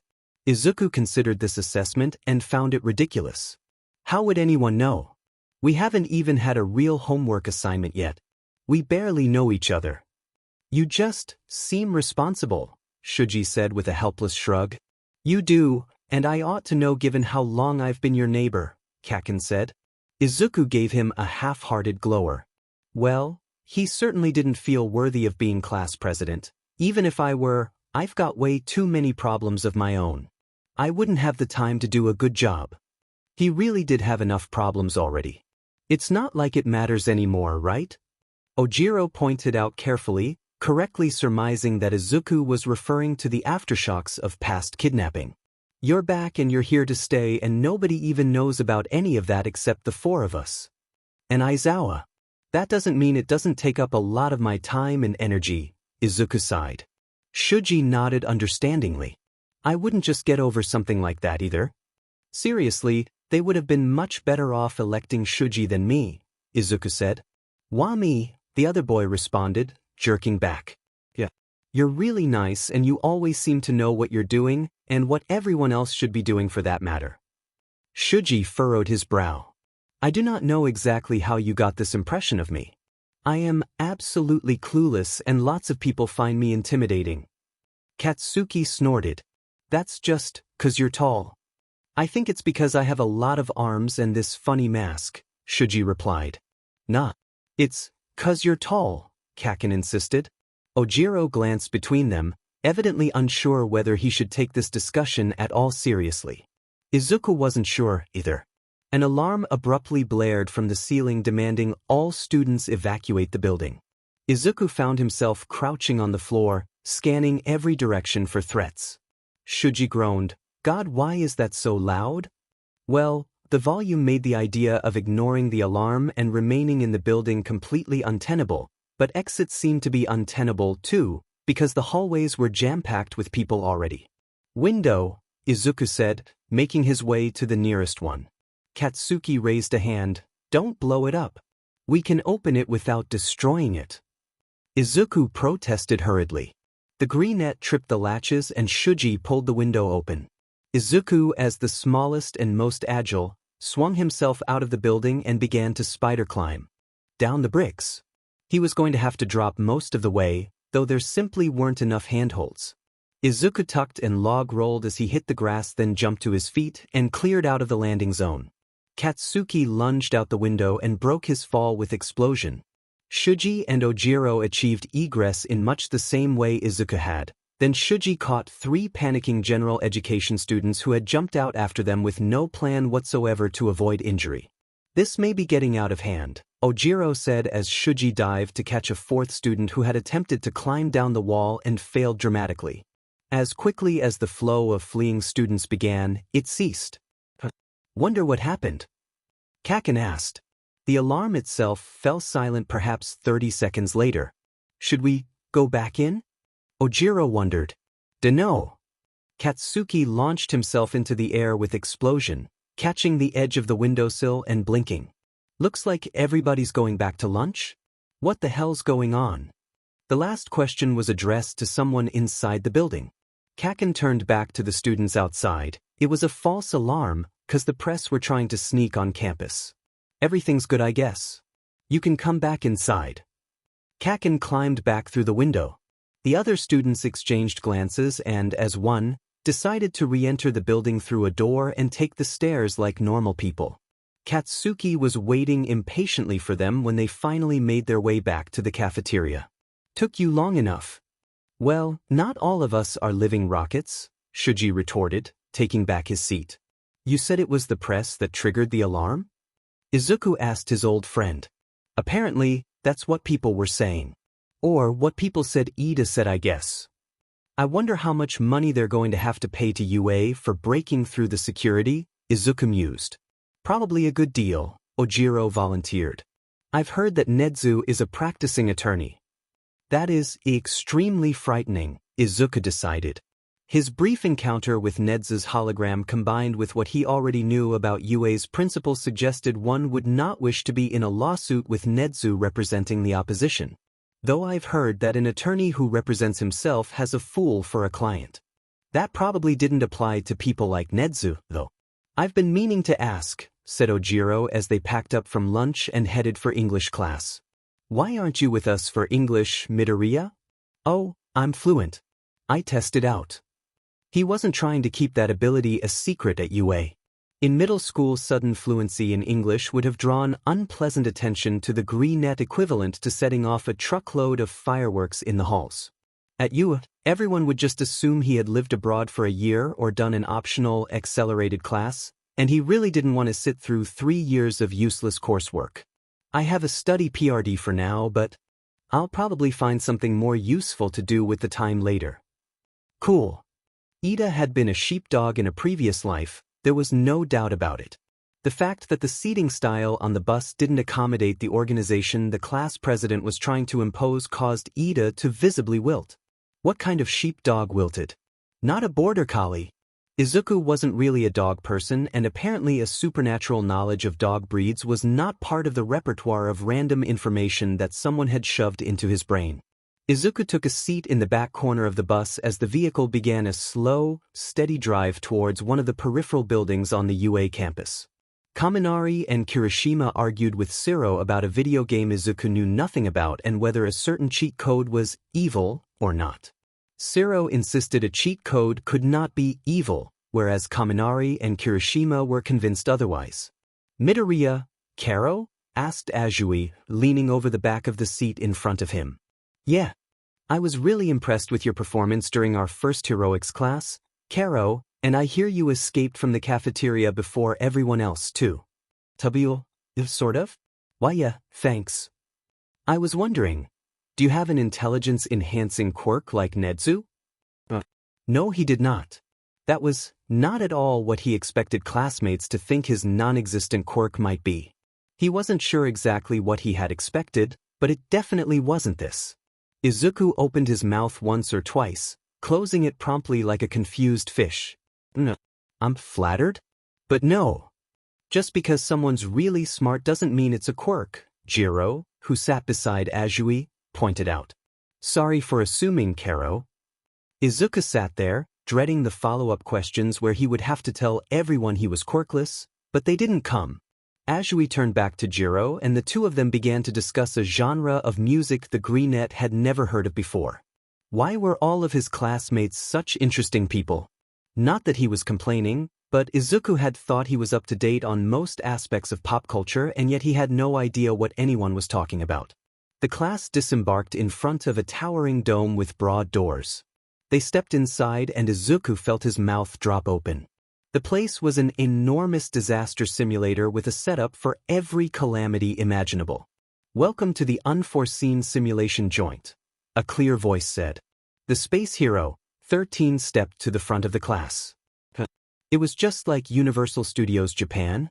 13 began to explain what sorts of skills students learned in the USJ as Uraraka jumped up and down, apparently overwhelmed by the excitement of meeting a favorite hero. Now, which of you know what my quirk is? 13 asked the students. Uraraka, still bouncing on the ball of her feet, eagerly volunteered a description of black hole, a quirk that turned things to dust. Izuku, of course, knew all about 13's quirk but had no interest in stealing Uraraka's thunder. That's correct. It's an incredibly useful quirk for removing debris and freeing trapped people, but it can also be used to kill. Izuku blinked at the sudden change in tone. Nearly all the quirks you see in heroics are dangerous, capable of being used for good or for evil. Izuku might not have a quirk, but he had skills and he had weapons and, at the end of the day, there was little practical difference. A quirk could kill, a knife could kill. Now, All Might should be joining us in 20 minutes or so.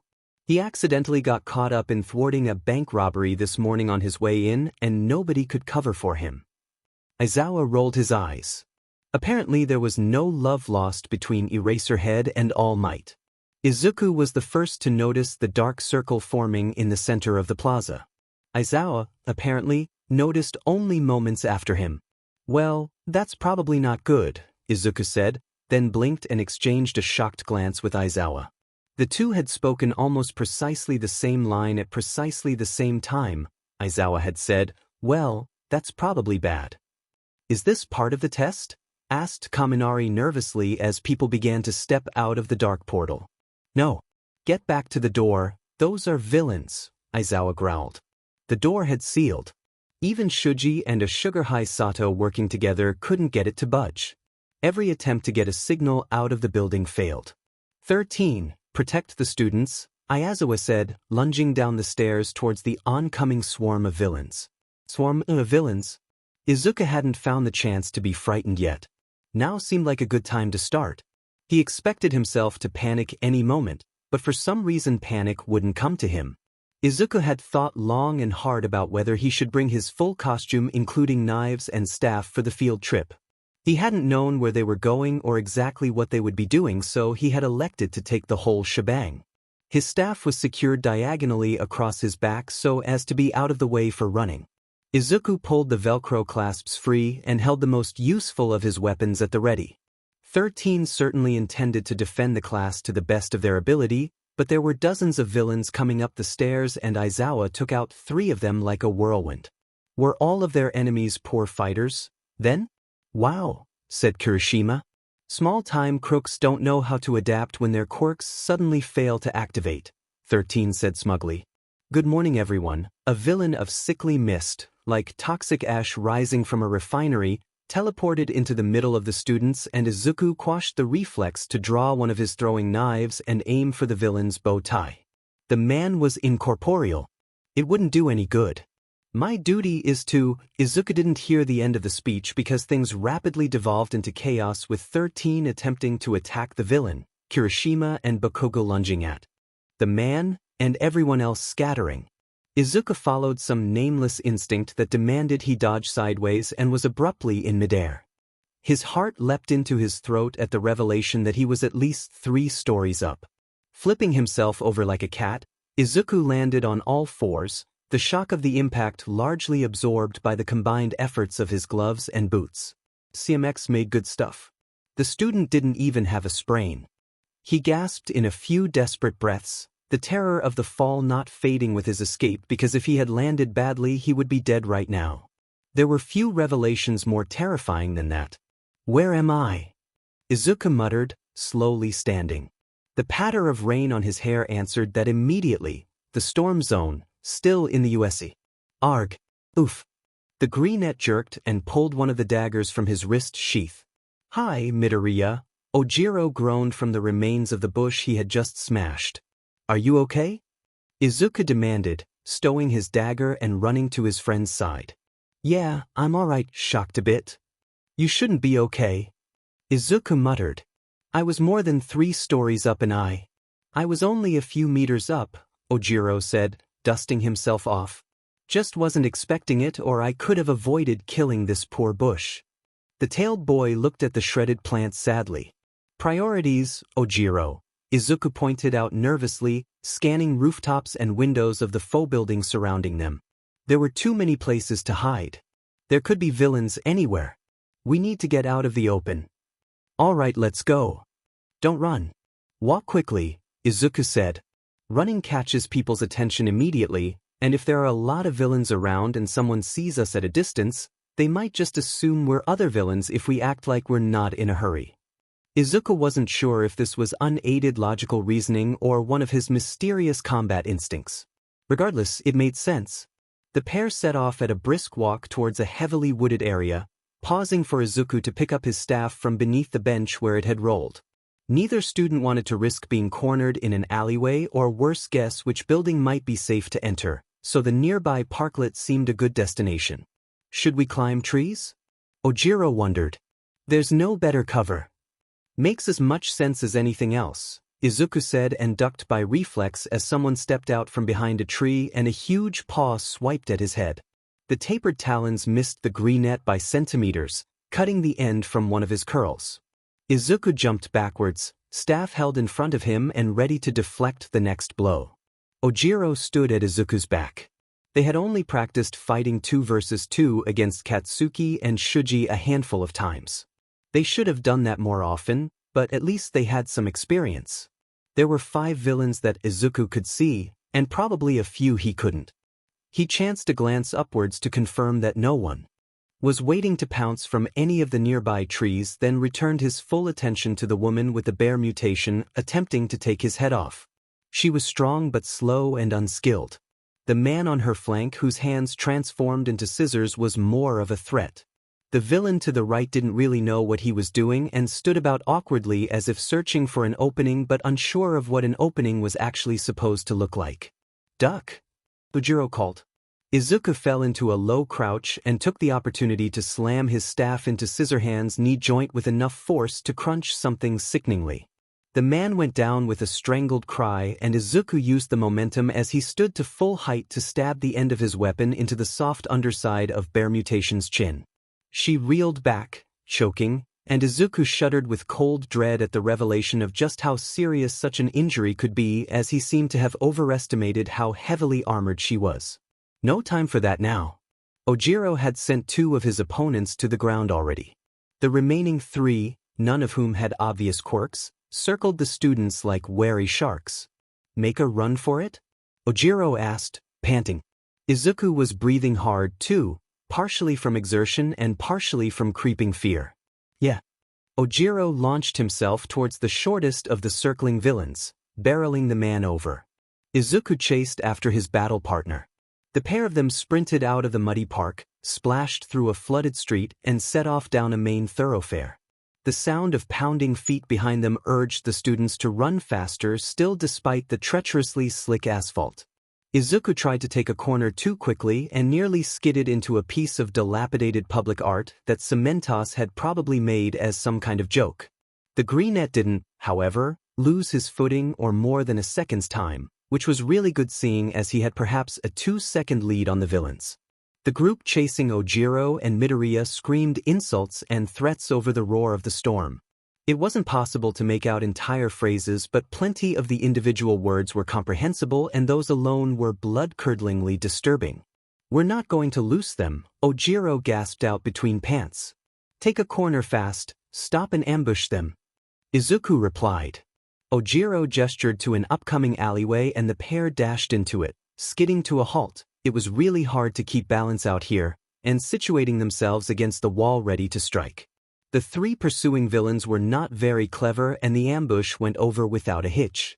Ojiro and Izuku never even found out what the villains' quicks were, leaving the 3 of them in groaning heaps within seconds. "Let's get out of this place," Ojiro said, voice quavering a bit. "No protests here," Izuku agreed, and the 2 set off, once again at a swift walk, down the soaked streets. The cold was starting to bite as the initial burst of adrenaline wore off. Izuku's clothes were water-resistant, but far from waterproof, and he was soaked to the bone long since. Ojiro was similarly bedraggled. "That was terrifying," Ojiro said a few blocks later. "I mean, we're here to become heroes, but we just got here like days ago and I don't know what I'm doing, and wait, oh god, we're like the most competent students in class because we've sparred a lot before with quirks, and I bet Todoroki will be fine too, but what about the others? Oh my god. They've never been in even a fake fight before, and now they're all over the USJ having real fights. What if? Izuku had not expected Ojiro to freak out. Izuku had expected Izuku to freak out and assumed that Ojiro would be the one to calm him down. "Hey, don't pull your hair out, it's okay. There are teachers here and All Might is going to be here in less than 20 minutes. It's fine. Everyone is going to be fine." Izuku wasn't sure about that, but it seemed like the thing to say. Ojiro didn't look convinced, but he stopped repeating "what if" over and over, which was an improvement. A few blocks later, as the pair finally saw the end of the storm zone approaching, Ojiro finally said, "Sorry, Midoriya. I don't know what's wrong with me." "Nothing's wrong with you," Midoriya protested. "I'm terrified too. I got dropped from 3 stories up, and if I'd landed on my head I'd be dead. We are first semester hero students. I'm entitled to freak out, and so are you." Ojiro nodded. "Thanks. Still sorry. Should we leave the storm zone? There's going to be much better visibility out there, which could be a good thing, or could be a bad thing if there were still lots of villains at large in the USJ. We've got to try to find our classmates," Ojiro said, a cold bite of determination smothering any remnants of fear in his voice. They could be in trouble. He was right, of course. They were going to be heroes. Just surviving wasn't good enough, and it wasn't what they were here to learn. "All right, let's go."